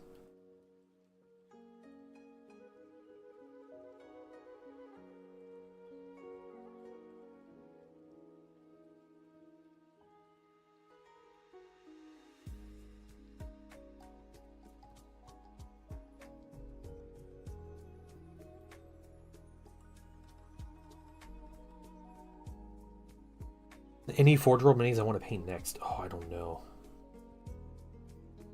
I mean, mine aren't from Forge World, but the Kinatai blades that I have. There's one Forge World mini I want. It's the Thunderhawk. I don't want to assemble that mini or deal with it, but I want a Thunderhawk. Or the Stormbird. Big boy.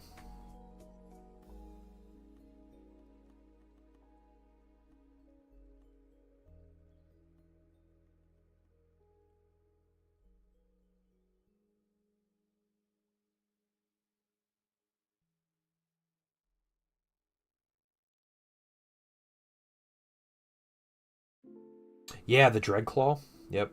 I have an STL for that.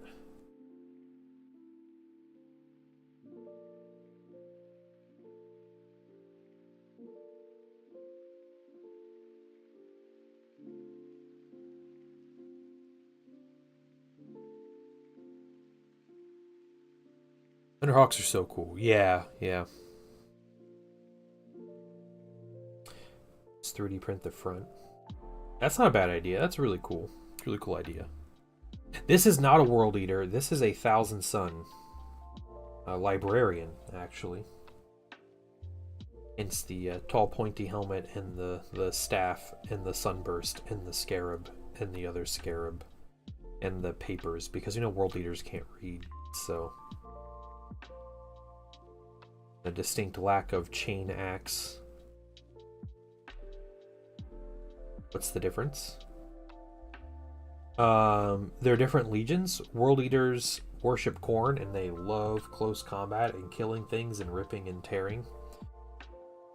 Thousand Suns are very much, well, besides the fact that they're normally psychically gifted, as this guy is, so they can use, like, powers of the warp, they also don't care as much for the ripping and the tearing.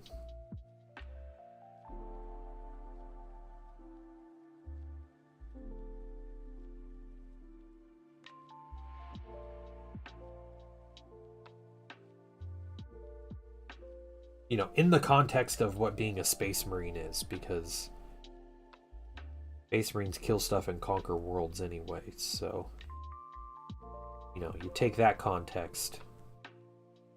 They, like, you know, Thousand Suns don't care about conquering and killing quite as much as World Eaters, even though they still are Space Marines and they're still more than happy to do it.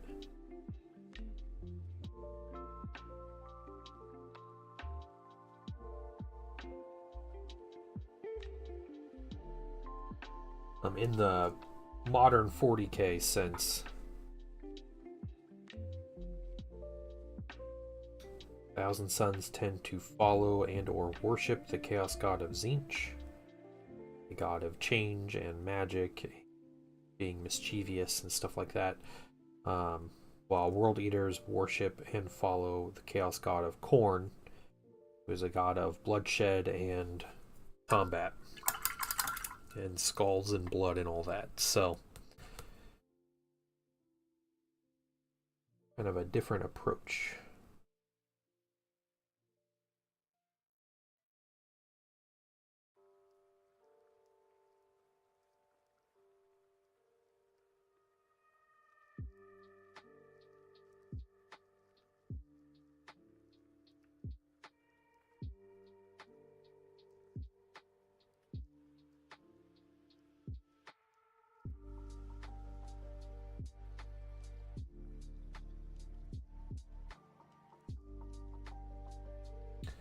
Why the knee pad color choice? The blue. The GW Mini had blue, and I was like, you know, I have a lot of purple on my minis, and I think blue would be a fun color. And his cloak has blue, which I think is a little too stark. I'm gonna tone that. It looks worse on camera, but I'm going to tone down some of this blue. This side's not as bad, but yeah, so he's got some different colors on him.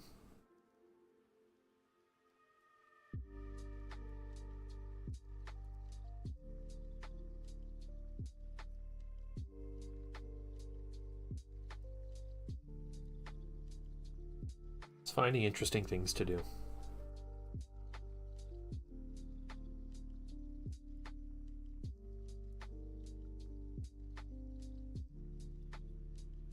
He'll get the blue glowing eyes.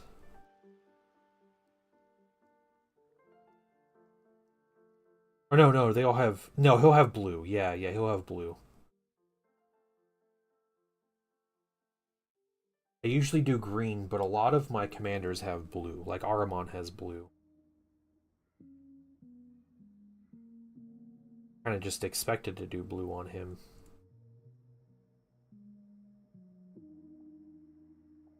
Nice way to stand him out. Everybody else.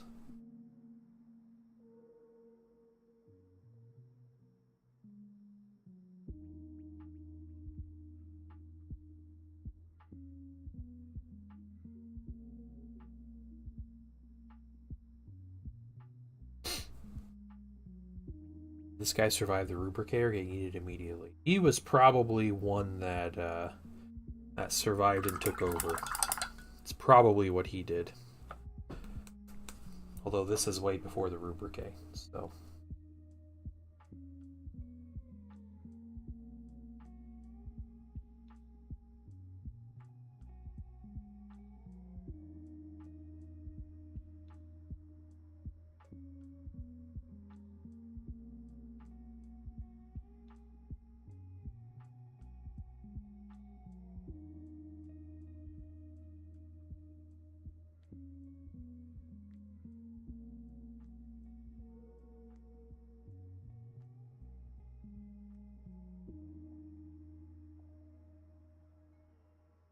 Because it was basically the, like, the actual, like, magic users that kept their form. I don't know if they're dust, but they have their, like, conscience and everything. And their intelligence they retained. Him being a librarian, like, he would definitely have kept it. In the front, casting a shield would be dope. Yeah, I saw a guy actually in A Thousand Suns Discord channel who had painted, he was painting his characters and they had their hand out in front of him like they're casting a spell. And he used those flying base discs, like the clear discs, and he painted them to look like shields. That they were like energy shields they were putting out in front of him. It was really cool. Used some different like tinted paints and everything, and it was a solid effect. Like it looked way better than I would have thought.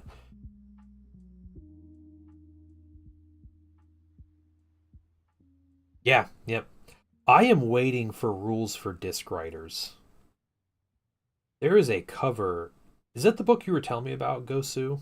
The where the cover shows like Magnus and it has 1,000 Suns and there's a bunch of them riding discs.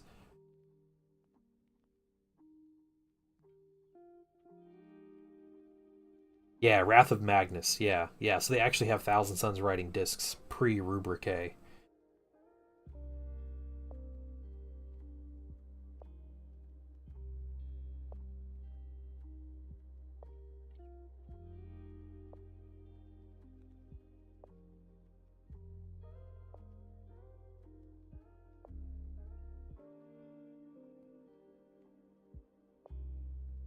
Ugh, shields from gunplay. Yeah, I'll just take that off for now. I don't think I'm gonna. That can be gentle enough with this piece. At this point.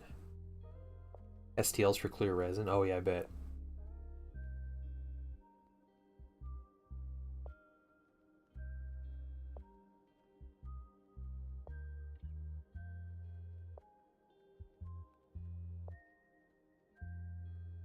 You know, if Forge World or GW came out with 30k 1,000 Suns disc riders, whether it's a Centurion or a Praetor or a unit of them, I would probably have to bite the bullet and buy the legit ones, not 3D print.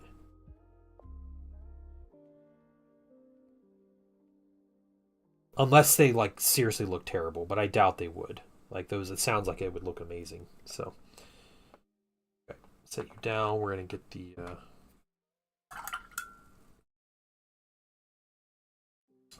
lights on this. Red.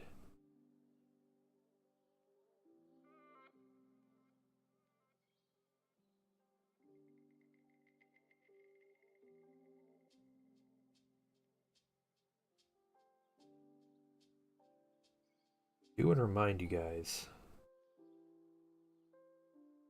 I haven't mentioned this today, but we are doing a giveaway at the end of the month. We're giving away a miniature paint handle by Foxbite. Get it for free. It's like a $30-$40 value. You get completely for free by saving up channel points. And if you're new to the channel, you should have plenty of time if you're chilling in the stream every day to at least get one entry.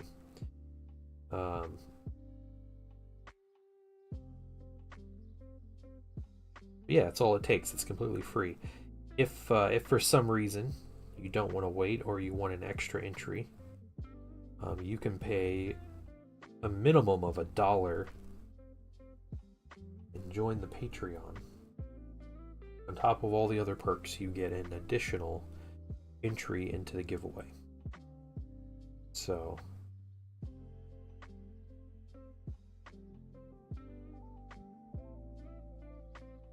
a couple ways to get some free stuff if you enjoy getting free things.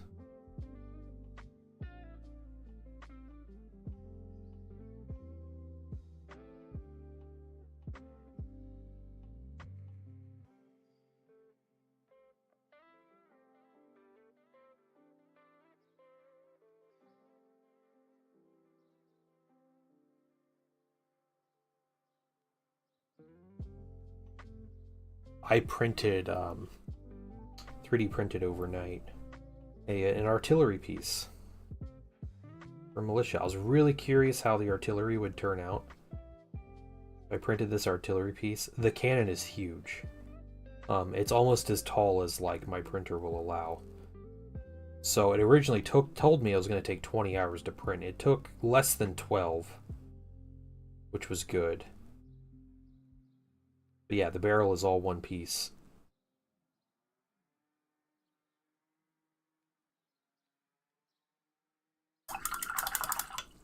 Excited to have artillery.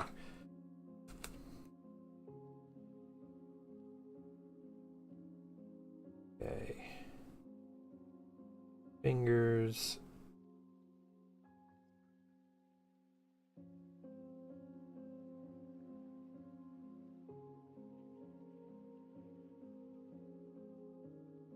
Someone had to make something like that. Yeah.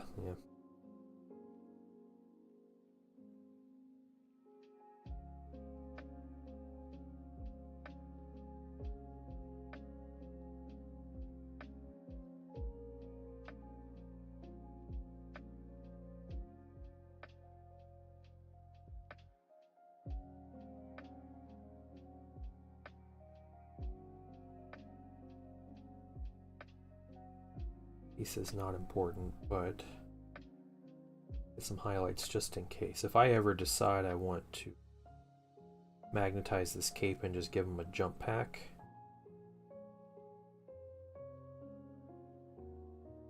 finally a jump pack character.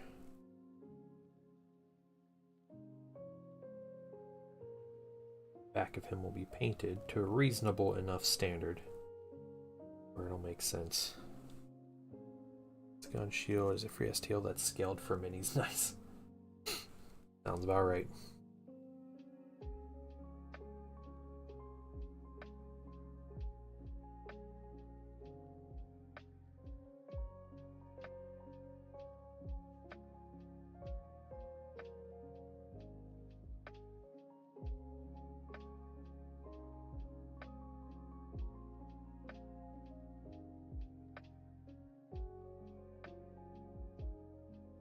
Yeah, there are some good Star Wars Legion STLs out there for like Droideka shields and stuff. That was like almost a bubble, but then it would have like a laser impact on it and stuff. So there were some cool things you could do with those kind of special effects. Like I imagine they exist for 40K.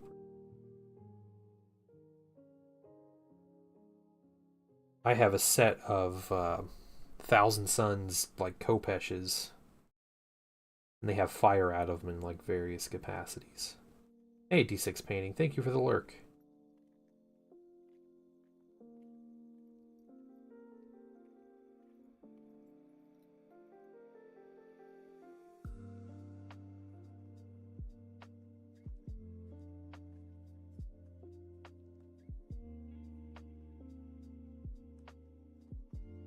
Anything else?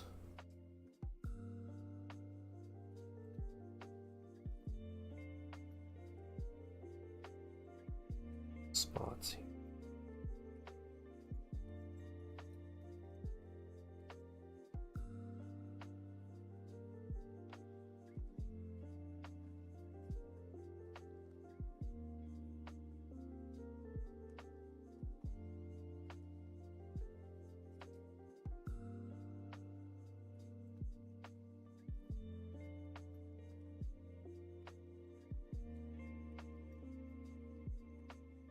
All right. Cool. Let's move on. I mean, we're getting close to being done with this mini anyway. Oh, look, that guy's nifty. You gonna paint that unprimed part? Yeah, no, I won't paint the unprimed parts. Hey, Helchorn, what's up, man? Fantastic looking minis, by the way, Helchorn. You're knocking out of the park, dude.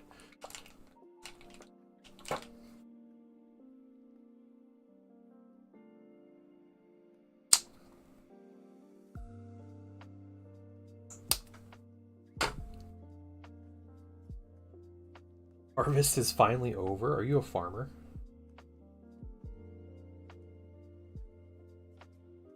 You're like, I can finally get back to painting.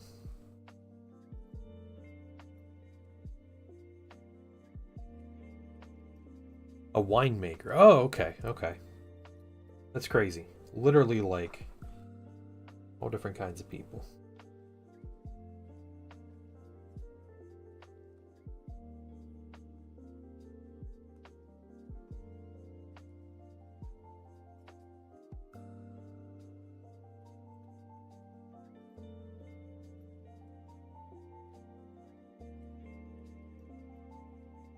Past 5 weeks straight. Holy cow.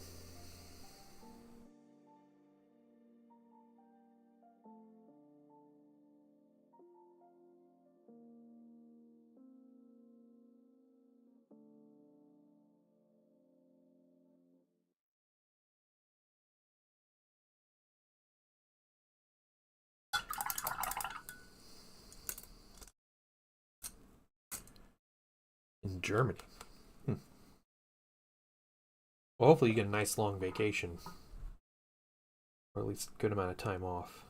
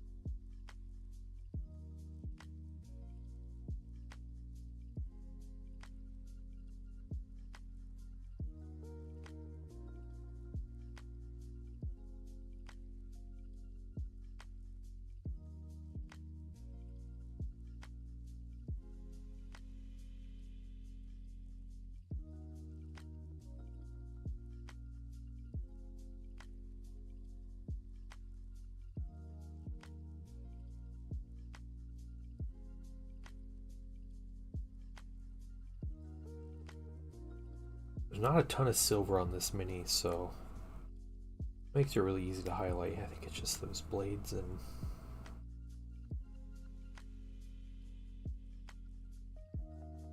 pistol handle grip.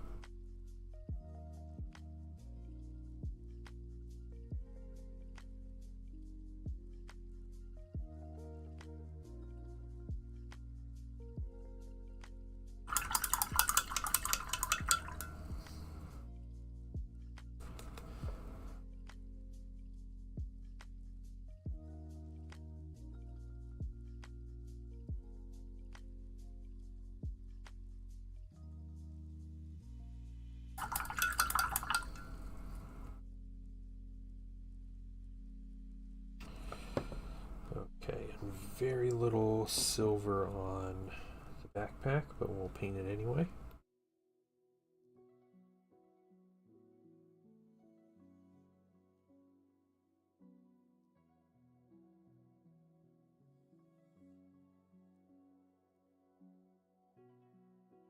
Riesling, okay.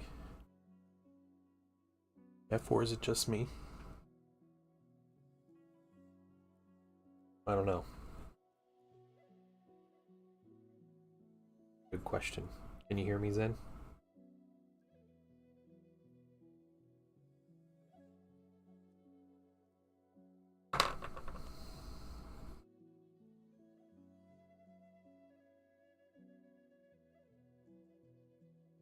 I can hear. Okay. Just Zen drawl then.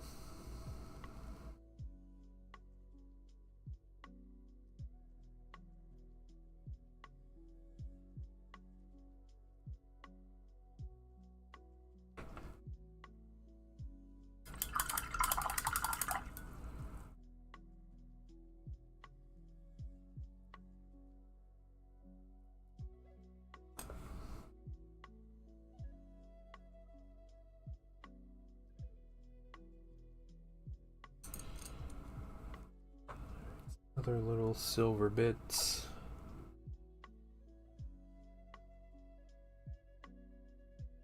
And okay, I think that's it. First of all, couple things I'm just gonna a do. moment to thank you for allowing me back into your home. Hey, Last Devastator, thank you for the follow. Okay. How are you doing today?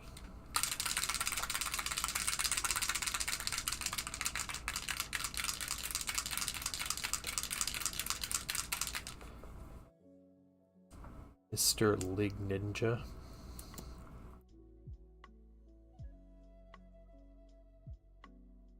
This demo, it's lagging my PC. Oh, okay. Weird. Weird. Red's looking mighty fine. Thank you. I appreciate that. Couple little colors here. I really like this dreadful visage. Like pale purple wash.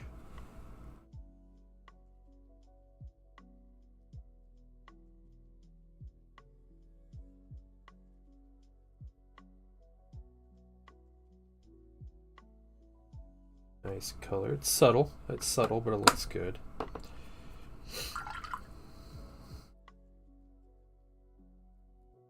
Gorgeous sob. Thank you, I appreciate that. These are my Heresy era Thousand Suns.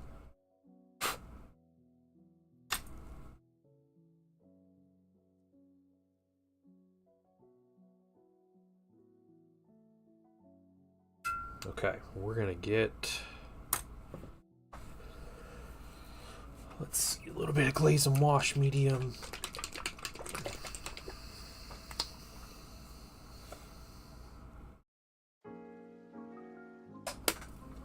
Good amount of that down. Bit of flow improver. Off for now. Okay, Zen. All right. You have a good one, man. Let me know how that game is. I'm curious. I really like Brannigan. Of Brannigan's brushes, Brannigan brushes, but yeah. Curious. Working with a Canadian wine marketing company. It's just a tiny bit of blue. I'm gonna mix in all of this.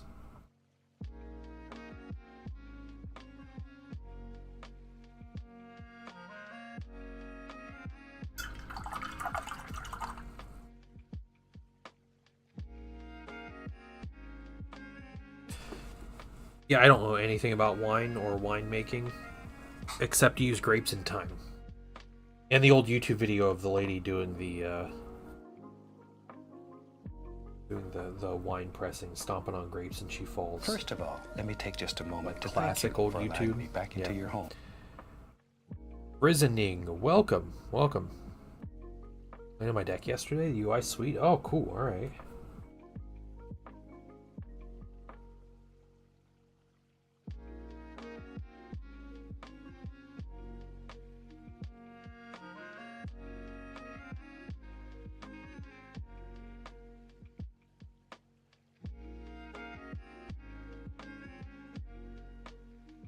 That's very interesting to hear. I am, yeah, curious to see what this game is about.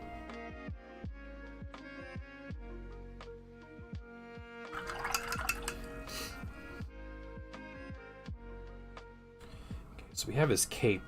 What'll happen is his cape will fit right here. I'm not going to push it too hard, but I also have all this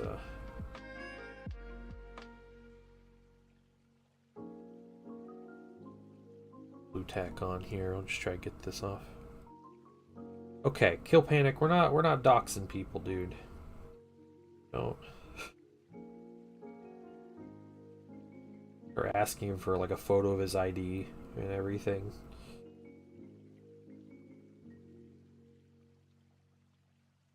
Or take into the DMs or something if you Ultra, if you're gonna start giving out personal information. Right. We're gonna. What color are your eyes? That's just weird. Okay. We need a big blob of. You know what? I might have a. Get some extra here and get this off. I like blue tack.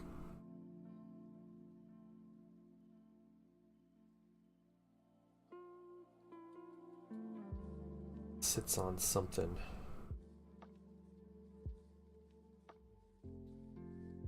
For a couple days. Hard to get off.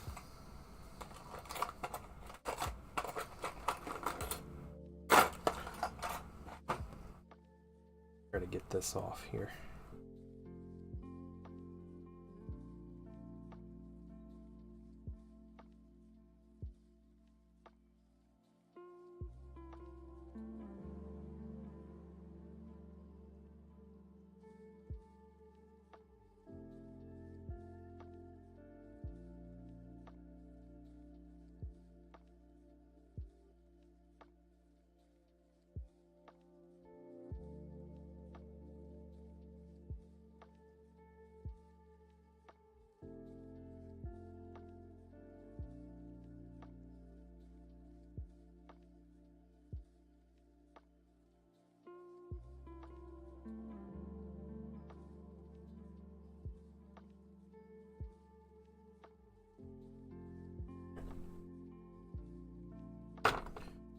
Most of it. What was your credit card's validation number? How old would you be? Well,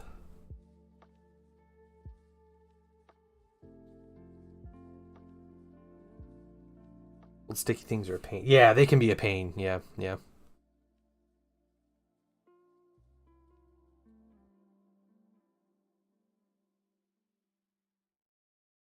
And this is also old, old blue tack. This should be fine, though. None of this will be seen, so we might be okay. Continue on with this. But I just want an example of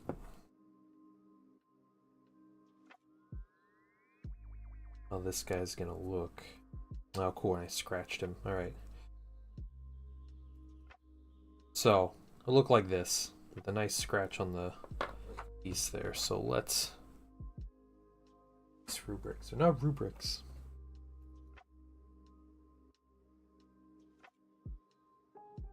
We'll know. That's true. You guys will know. Yep. That is what matters, but...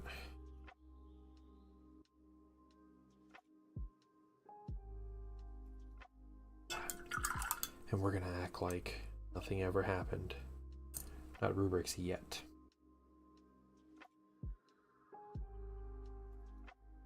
Something I'm going also with this little brush.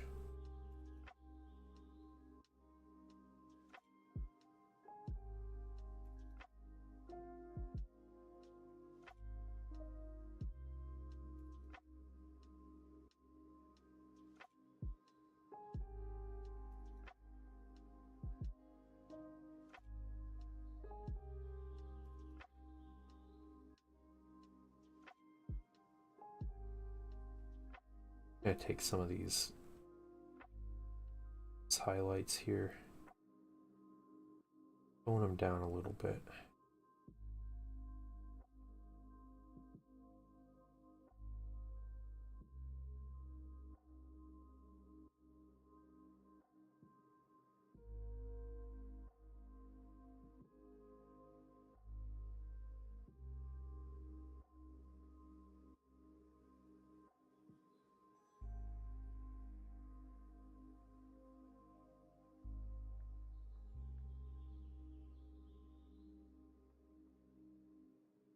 The varnish will fix everything.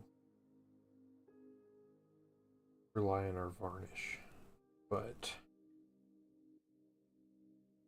yeah, alright. Imagine trying to sprint, you trip on your cape. Yeah. Common problem.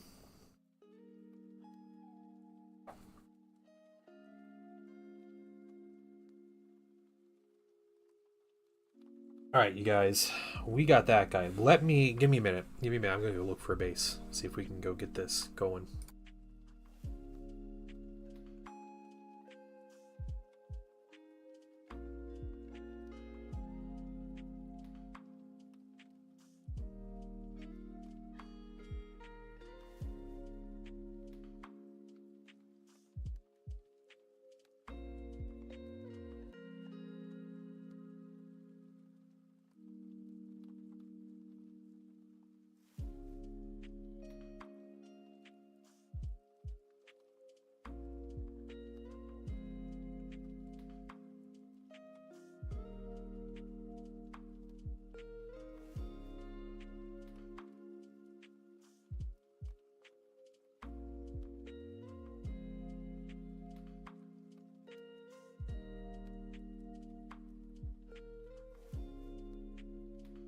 Alright, we do have a base.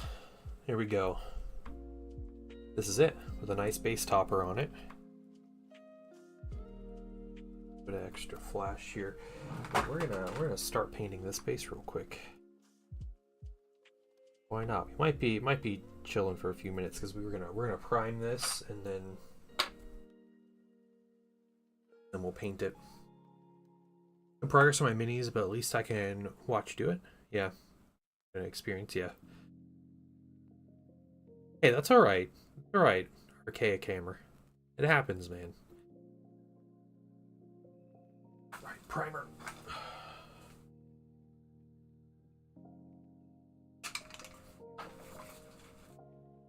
We're just gonna brush this primer on. That's all we're gonna do.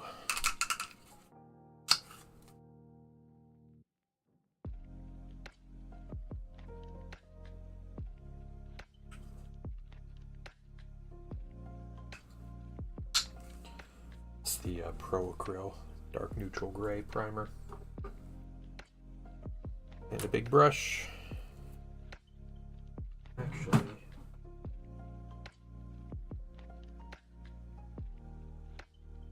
and a little paint handle here.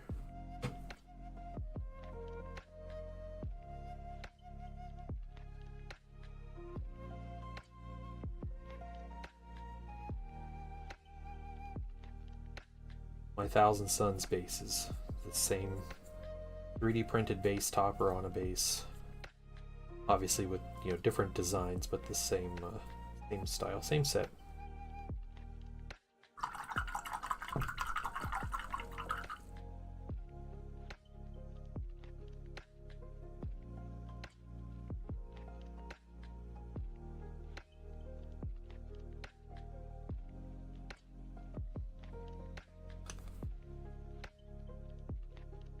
Stuff back.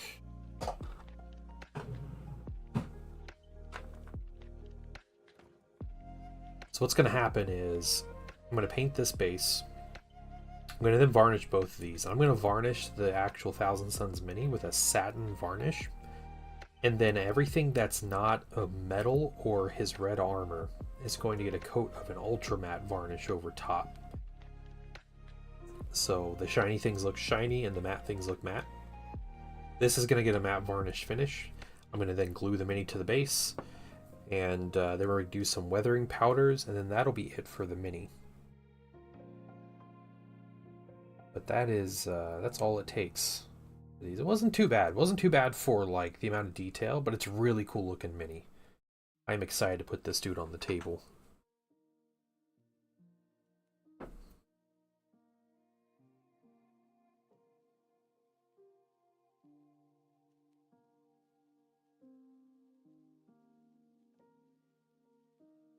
Hello Kitty makeup brush to use as a joke. It's a lot better than the dry brush than the actual GW dry brushes. Yeah, I believe it. Makeup brushes are really good dry brushes. So, Hello Kitty or not.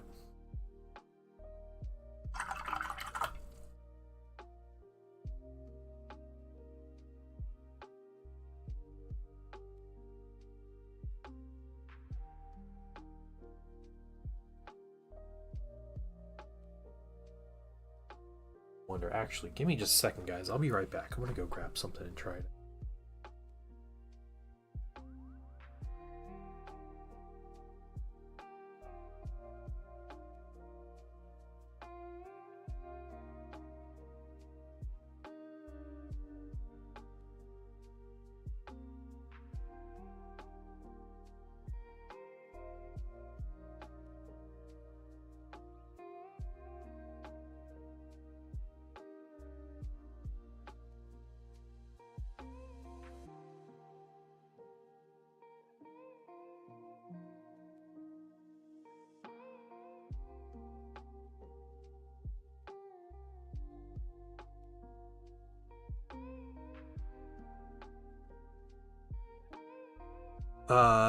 Let's see. Okay, I will show you the flag. I actually just grabbed the mini for you. So, one second. I want to try this out. I have some spare jump packs here with magnets. Not to yuck. Crap.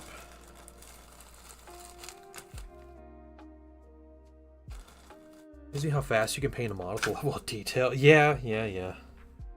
Alright. So if I put a magnet on this mini and I put the jump pack on him, you go on something like this, a little higher.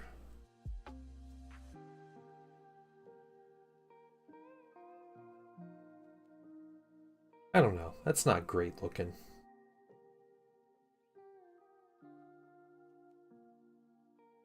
That would obviously be flattened out and magnetized.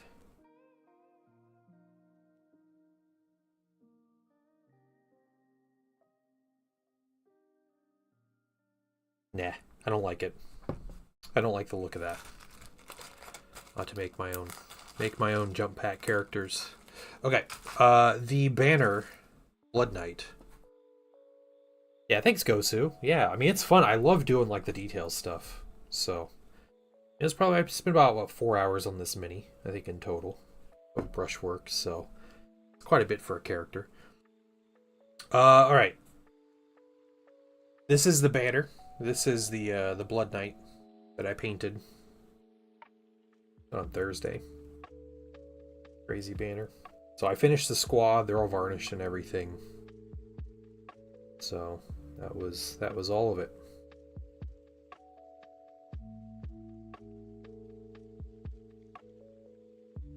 Yeah, I like this banner a lot. One of these days I'll put these guys on the table. I love having just like an old school fantasy army though. It's so cool just to have. Yeah, we did all the basing this weekend. It's very simple basing. The banner is molded. This is definitely not free-handed. No, it is very much molded, the design. You're almost done. Yeah, I guess I was. Yeah, I don't remember at what point I was doing what that stream, but yeah.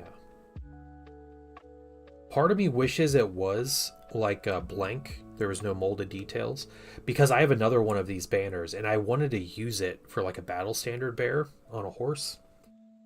But then it came to like the battle standard bear would be going with this unit, and he would have the exact same banner as the actual banner bearer in this unit. So like it ends up looking like really samey and like redundant, and it's kind of lame.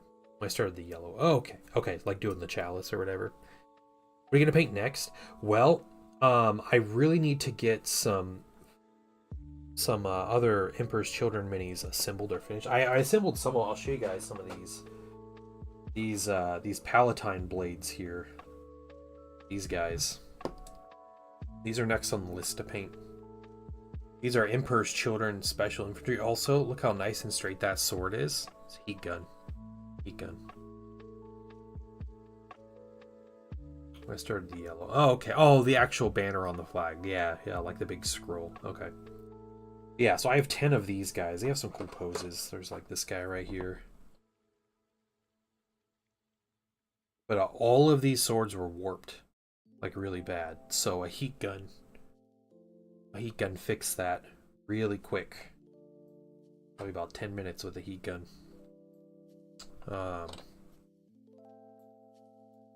This guy's cool. Like ready to go. He also looks really tiny. I know he's squat down a bit, but he's still like a lot shorter because it's like the old style Marines. Let's see, look at that. Look at that difference. Yeah. They're cool sculpts though. They'll be fun to paint. Yeah, the size difference is crazy. Let's see if we got someone standing up straight a little more. I have a yeah, that guy's probably as all you're gonna get. I mean, to be fair, he's got a big crest on his head. Yeah, he's a good half a head shorter. It's not terrible. My big problem with the older Heresy sculpts are their legs. Just how skinny their thighs are. Like, look at this dude. He's got like little chicken legs. Yeah, heat gun. If you happen to be working with Forge World resin. But I have 10 of these. And then I have with the process started. So I have these guys, and they have this crazy banner. This is a command set, a Mark III command set. I'm gonna put these guys together. My big issue with this command set, and it's no fault to anybody here. It's not. I don't think it's a Forge World, but I got these sprues like this. There is a missing Mark III pauldron, and then this sprue, there is a missing left arm. I don't know. Like, I don't think they came with everything. So, what I ended up doing was I printed a Mark III pauldron. No, they're primed. Yeah, these are not recast. They were just the gentleman primed them. That's why they look off. But yeah, these are legit Forge World. They came in a Forge World box. Yeah, the they're older though, but yeah, they were primed. So like this is an unprimed piece. And you can see there's like a color difference. Yeah. I think he kind of got ahead of himself, but no. But I got a Mark III pauldron, and I printed out a whole bunch of Mark III left arms to try out to see what I like on the mini. So I used a 3D printer to fix the issue. The one thing is though, this pauldron looks pretty similar. The arms are a little smaller, and it's actually the wrist pieces. These ones are way more exaggerated. So the arm may look a little short. We'll see.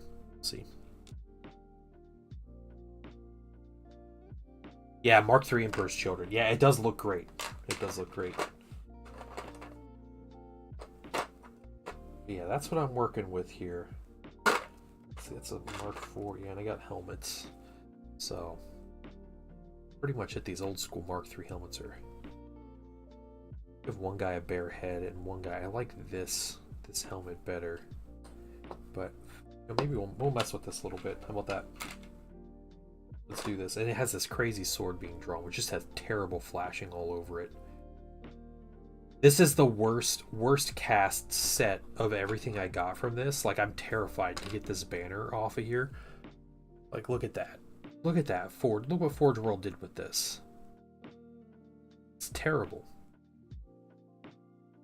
by far the worst of what there is here. I printed a pistol just in case, but I got a bunch of these arms. So let's see what we can do while that primer is drying on that base. I do want to get to that base. So we're all about that base, but what's with this?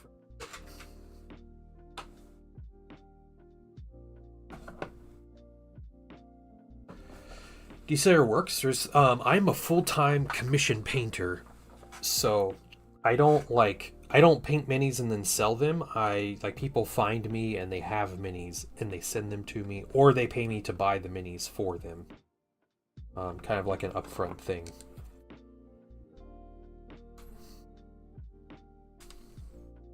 And then I paint the minis for them.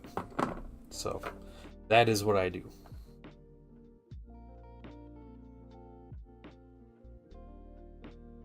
It's a little bit.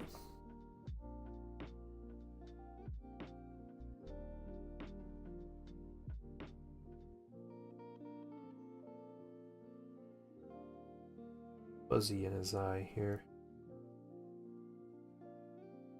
I think this might be sculpt issues right here. But if you look really closely, you can see his eyepiece is just a gap all the way in. This one, yeah, this one's similar. It's flashing there, but otherwise, a big old gap. I don't think that is intentional, or at least it's really poorly done, because when you end up with holes in minis like this, it's extremely difficult to paint. Yeah, these molds are definitely on their last legs. Yeah, I have worked with quite a few Forge World minis before, and generally the sculpts are good. There's always like weird hiccups. One of the things that I've noticed from newer Forge World minis is you can see print lines from where the masters were 3D printed, and they take that and they make the sculpts out of the 3D prints. So that Thousand Sun that I was just painting is a Forge World. So I don't even know what to do with this. There's like a strap there. I'm not sure what's what. Yeah. There is the most egregious example of print lines is there's a Middle Earth mini of the 4 hobbits hiding under the tree. And they have such horrible print lines, like you can't tell their feet have toes because the print lines are so bad. It's pretty bad. This is really poorly supported, but like you can see, this I think is supposed to be like a strap. Like this is how the holster hangs from the mini in some way. But it's connected all the way down to this big chunk of support here.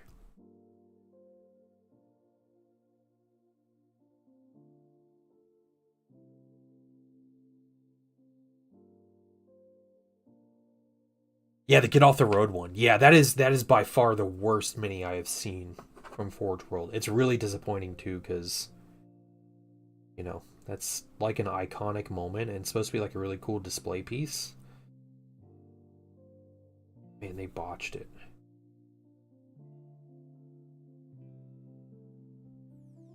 This cast is really bad.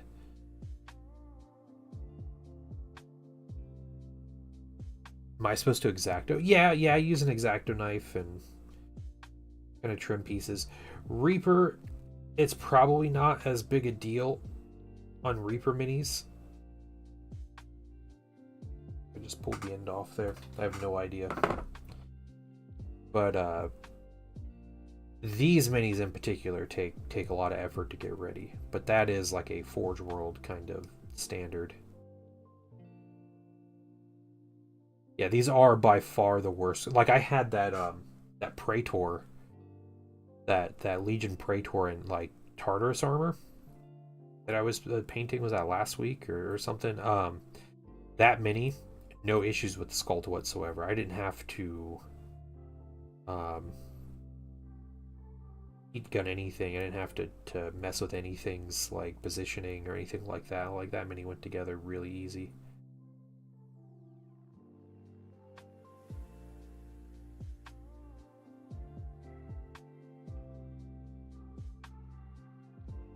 That's a grenade.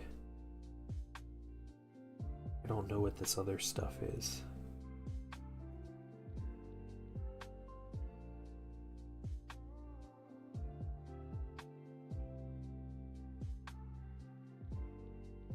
Some of that out though.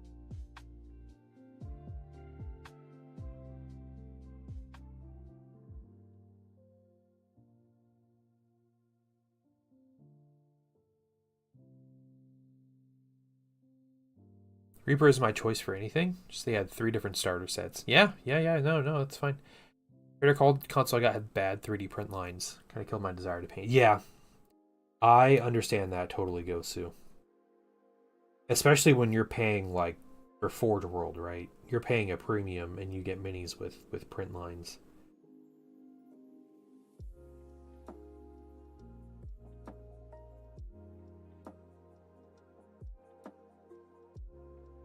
Yeah, I mean, I could see the print lines in the in his feet and in his legs in particular all have print lines. Very small ones. Like this thing was printed at like, you know, 0.005 mil or something, you know, like it's a really detailed print. But the fact you can see the print lines is always disheartening.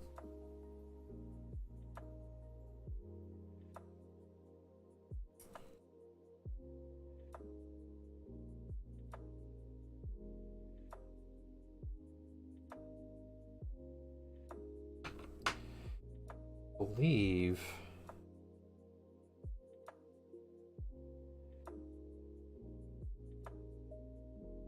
let's look this mini up actually. Those look like they were chewed by a dog. Yeah.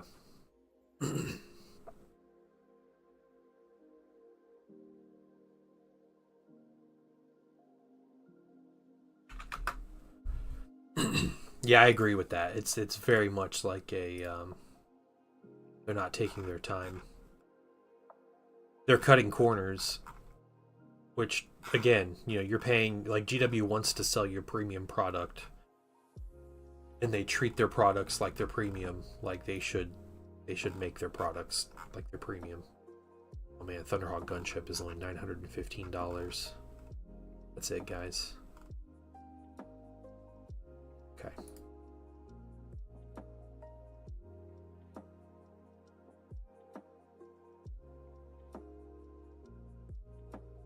That picture doesn't help much. It might help enough. This is the guy with the sword. No worries. He's own every single D&D board game. I have 400 minis already. Yeah, you got plenty of minis. Yeah. I get it.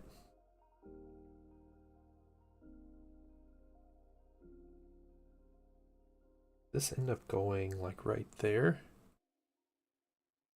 I want it to like go under.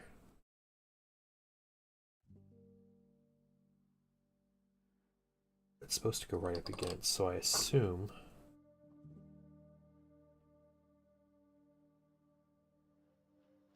trim down.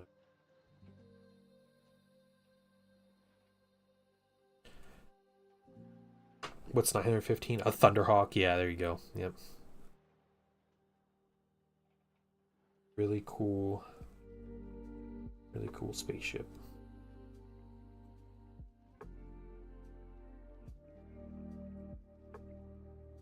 .3D print arms would fit. No, so let's check. This is the real moment of truth here. Seeing if this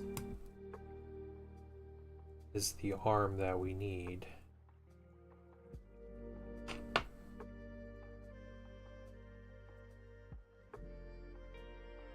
Might not be.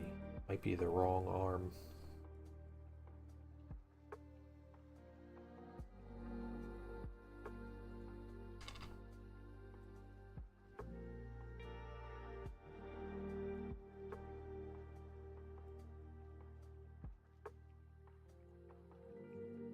these 3D prints will work on this guy.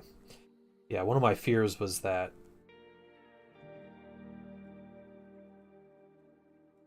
arm I thought actually belonged to the other guy and was not the holster arm.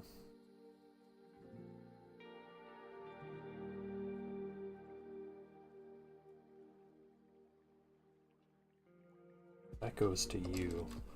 This is what I do with Forge World, guys.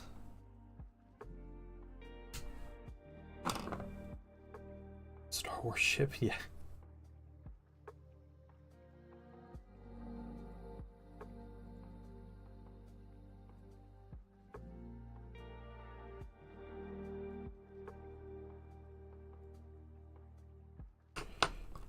Should be the hand that goes here.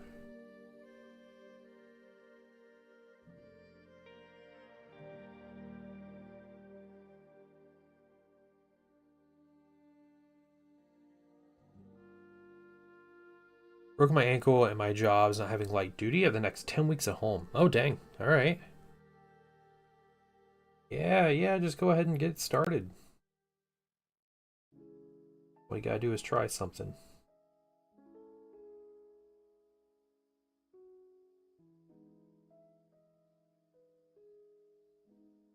Okay. So I think that'll go something like that. And if that works, that sits there right above the belt. I think we might be able to find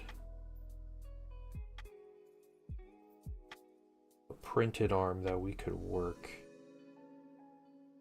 and probably really help. Increasing the size of this.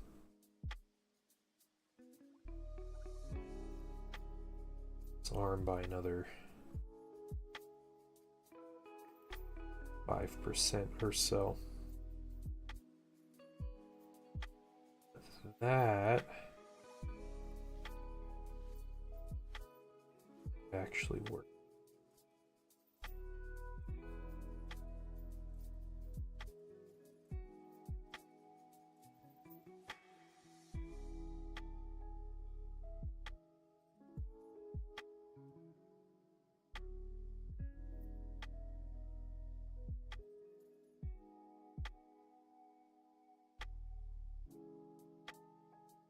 Using 3D prints to fix W's mistakes.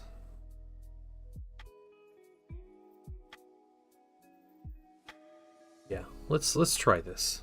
Let's try this. Trim up some of these pieces though.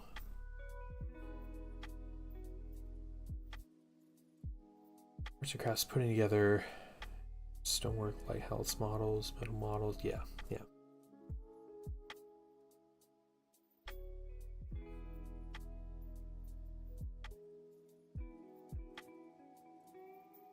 We'll trim up a couple of these pieces. What we'll do is we'll glue the other arm in.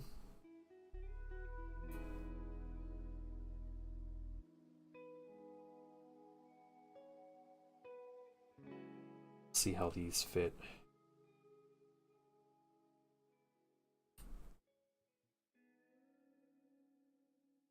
Just for fun, we'll see if the this other arm fits as well, because there is a chance that that fits. So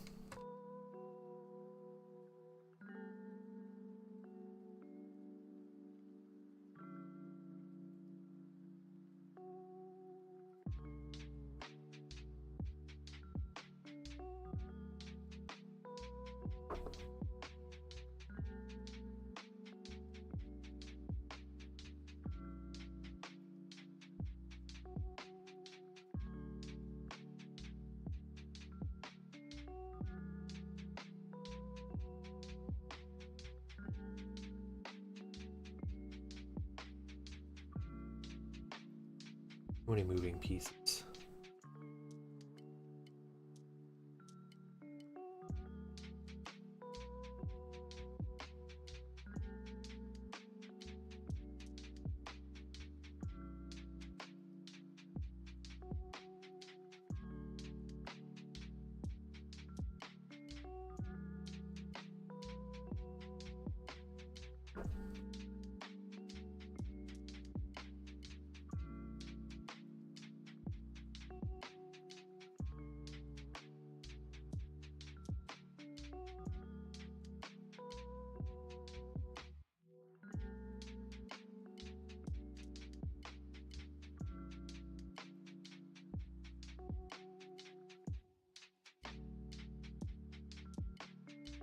Now, for the fun of it,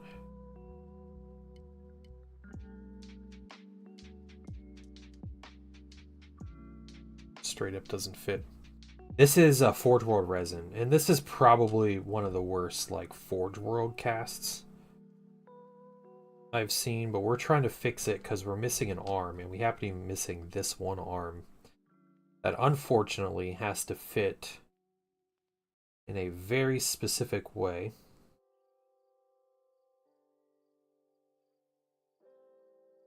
Yeah, our best bet might be taking this arm and maybe trimming down some of this top off of this arm, and then using some green stuff. Fill in the rest. So I think that's probably our plan. What's going on, Anthony?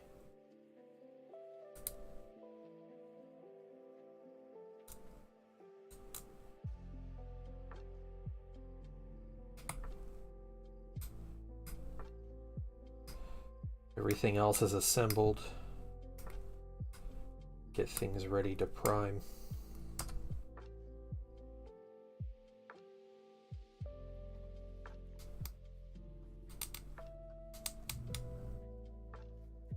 Trimming printed resin is annoying, but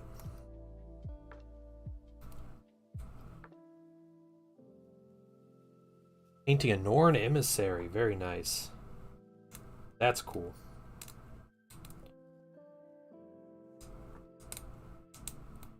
I have not painted one of those. I do have a bunch of new Tyranids to paint though. Soon.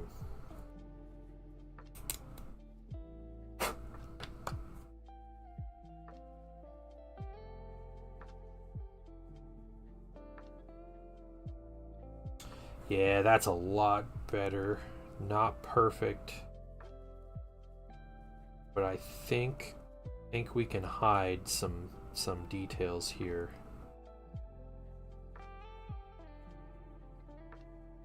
Let's go ahead and glue this in place, and then I might get some green stuff later.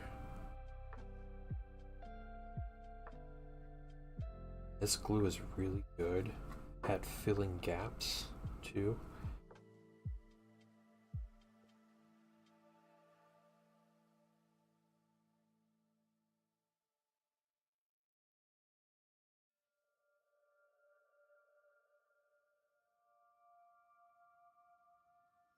We're gonna have to work that in, but this guy will get he'll get his shoulder pad. Time that shoulder pad's on, it'll be hard to tell. Yeah, that'll be good. That'll be good. Okay, I think we salvaged this. I think we salvaged it. 3D printing for the win. Not perfect. I found these arms. This was in a kit. It was like Mark III bike arms, melee bike arms or something, but they were the closest equivalent to Mark III, and these were the old style Mark III, and they specified between the old and new style, which was very nice, honestly.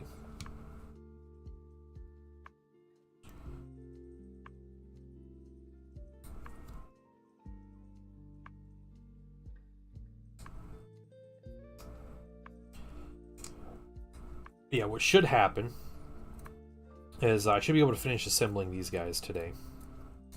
Probably not on stream, but I should be able to finish assembling them. And then I'm going to prime and base coat them along with those Palatine blades. And then we'll start painting those tomorrow.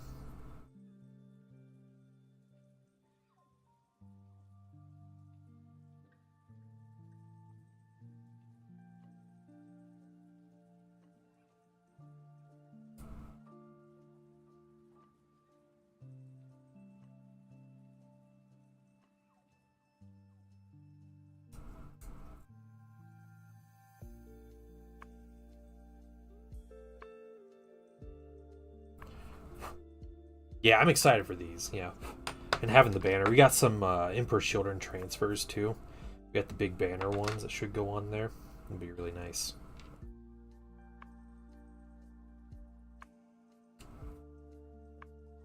We'll get you and...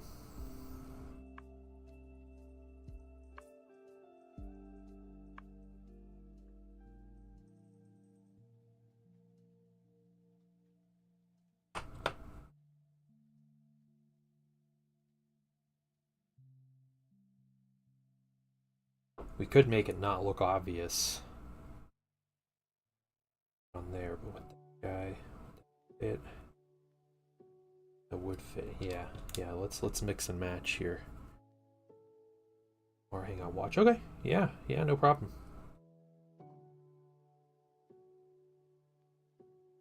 Here we go. We're gonna cover our mistakes, not our mistakes, but our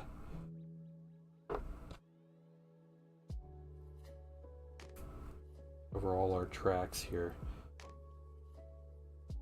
all of our edits.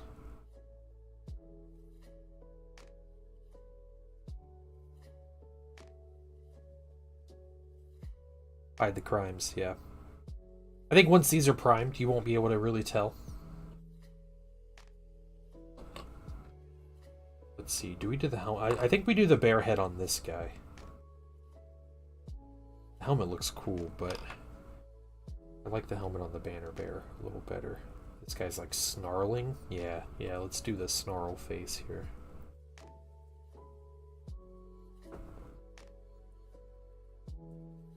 The more I use it, the more I find that I really like the Pro Acryl, the Pro Affix super glue, the gap filling super glue. It holds better than any other super glue I've used.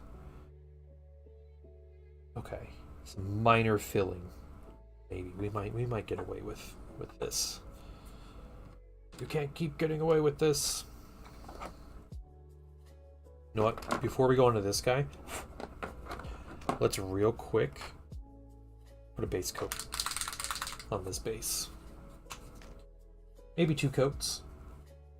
But we'll do our first coat.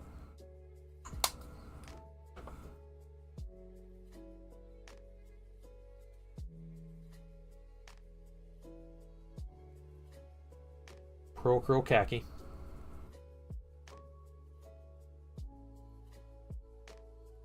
Most of the time spent painting these bases is literally just dry time. If I'm painting 20 of these, I'll paint 20 of these bases in you know, a couple hours of an evening. Really no time at all. Just waiting for paint to dry. CA glue is the best I've used, yeah. Yeah, I just picked up another bottle, actually. I have no idea. Like, this one should last me for a while. The only problem is the caps get clogged.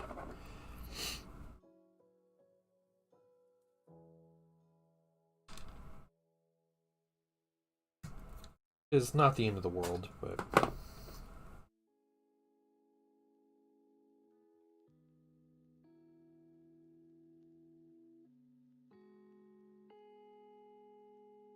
Banner. I want to buy a tiered army. What do you suggest? Oh, I don't know. Are you wanting something that's like... Are you talking about like you want something that's good in the game? Because for that I have no idea. My suggestion, if you're looking just to start an army, would be to pick out the minis that look cool. It is always better to paint the minis that you find fun and interesting than to find what's good. Because what's good changes every couple months. Start painting. Yeah, probably the easiest thing, buy a box of Hormagaunts or a box of Termagants. Or one of the, what's that, the new starter set with Captain Titus or Lieutenant Titus or whatever. Buy that, paint the Termagants, and figure out a color scheme. And that's it. Like, you get your color scheme down, see if you enjoy painting them. And then, you know, from there, you know, buy bigger stuff, buy different things. Like, you're always going to use Termagants or Hormagaunts. Like, that's kind of a standard thing that you're going to use. So, you know, that's an easy one. And it's normally the simplest thing to paint as well. Yeah. Got that right. We just need this banner. This is gonna be it's gonna be rough. I do not like how this banner is placed on here. Cut a little above, yeah.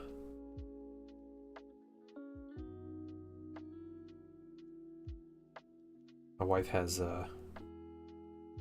God hand clippers. Those out. First of all, let's get the little pieces out so I have space to work. There we go. Not terrible. That's a mess. Yeah, find the cool stuff, the stuff you enjoy. But yeah, it's always easier to start with the basic stuff, and work your way toward the more elite, things. So you develop your color scheme, and and you'll slowly figure out, you're like, well, I'm painting termagants and I have my color scheme for my termagants down, but then, man, the mold slippage is really bad on that too. Jeez. Forge World. Set up.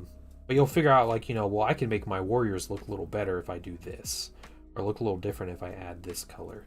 And so you add that color, and you're like, well, I have, like a Carnifex, and the Carnifex will look even better than the warriors if, I add this. And you slowly start to figure out, like, what colors kind of work and what ones don't. And also, to me, it's more fun and exciting to paint the big stuff. And it's like almost like a reward for getting the little things done. It's always better to be more comfortable with your color scheme as you paint your big important thing.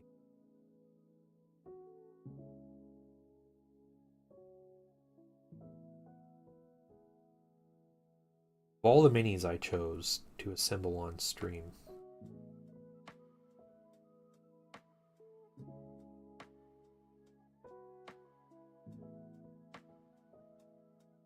had to be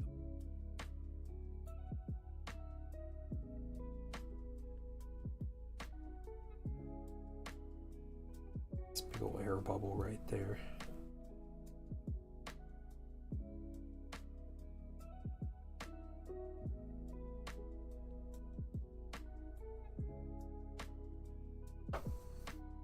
Back to you.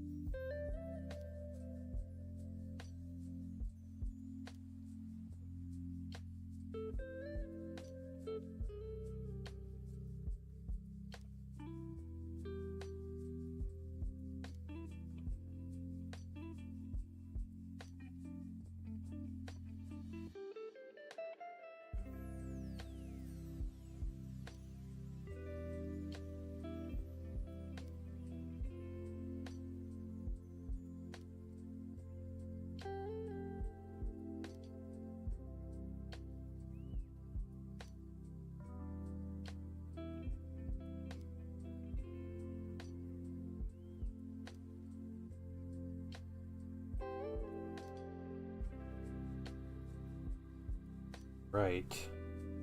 I think this piece is pretty well set.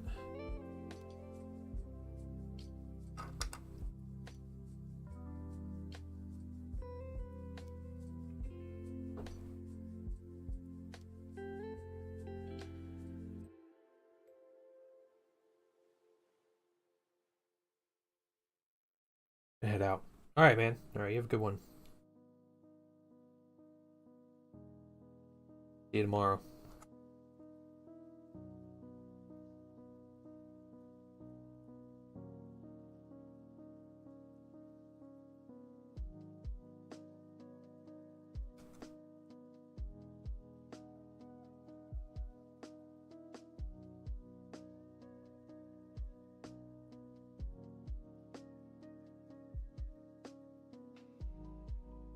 That's good.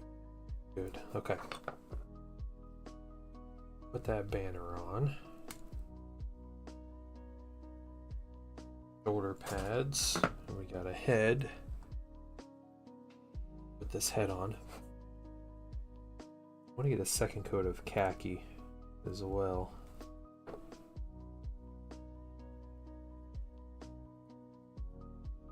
Base.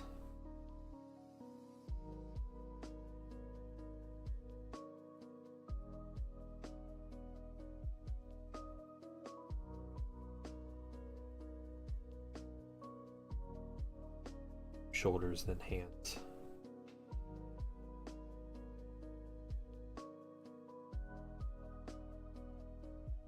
Be fun to paint though.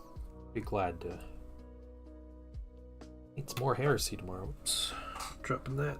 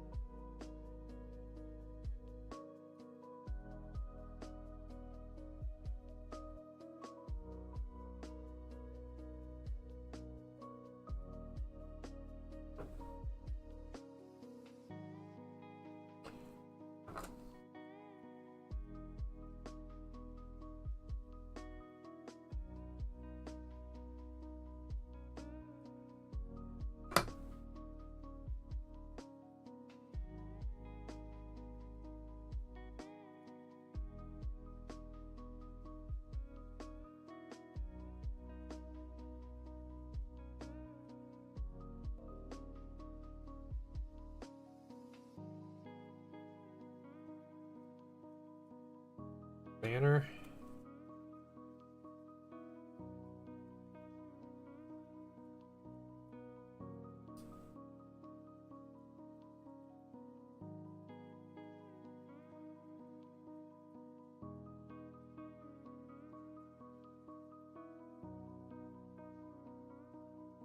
Ah.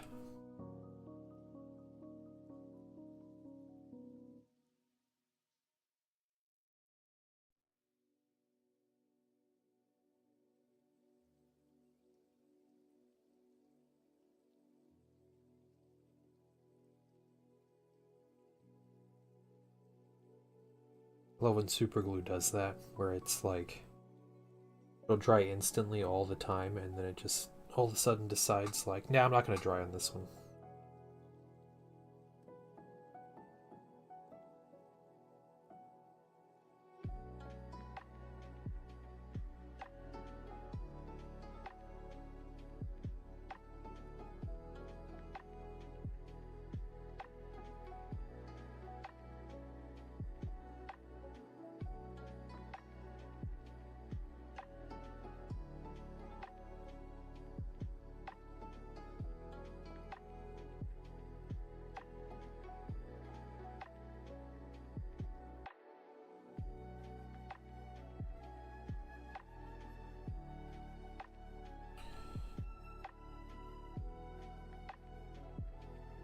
for it. That's alright.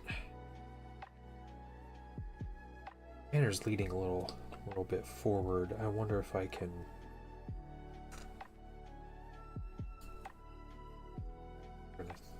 Try to angle that a little differently.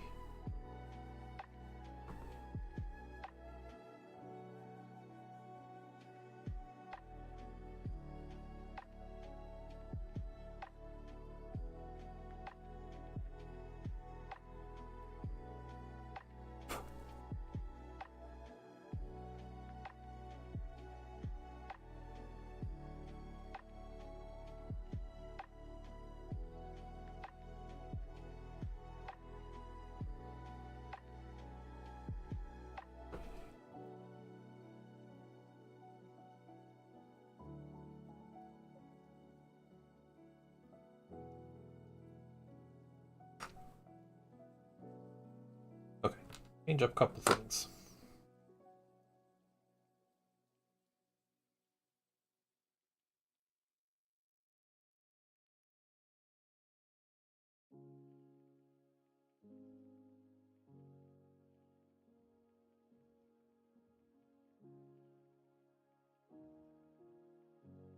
Yeah, way better. Way better. That angle. It just looks weird when you're looking at just the arm. Okay, we're gonna put some more here.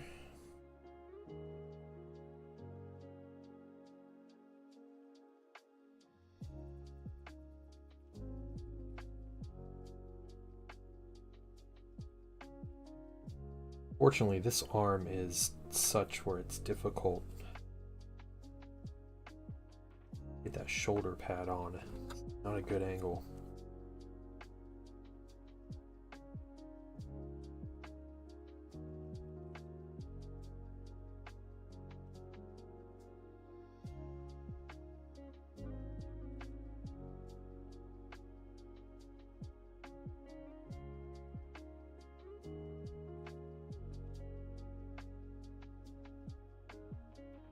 Much better.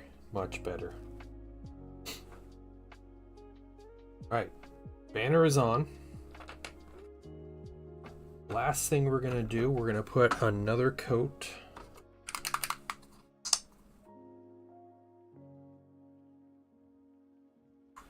of khaki.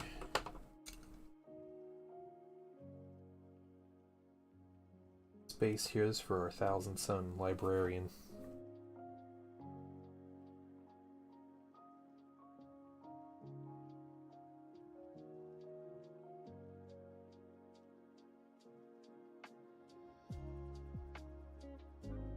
That is perfect for a start for that. So some good progress today. We essentially finished this librarian aside from his base. So we got this cool librarian, Thousand Suns librarian finished. Yeah, we're working on his base, and we got these kind of command set assembled here, which are looking really cool. The Mark III armor looks really good. But we're gonna have some fun with the Mark III soon. But we're going to take that. We're going to raid out, guys. So if you'll give me just a moment.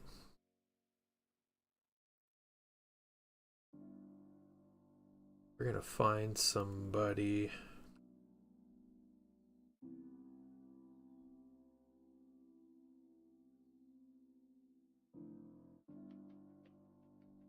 Who this is. So we're going to raid them. Trivial Pursuit. That's who we're gonna raid.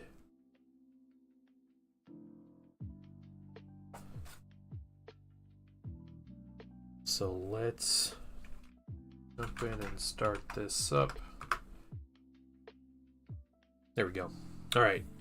Yes, T-Slayer, great to see you. And I should be on tomorrow, 10 a.m. May or may not have a special guest with me. We'll see. But you guys have a wonderful day. And I will see you all tomorrow. Bye, everybody.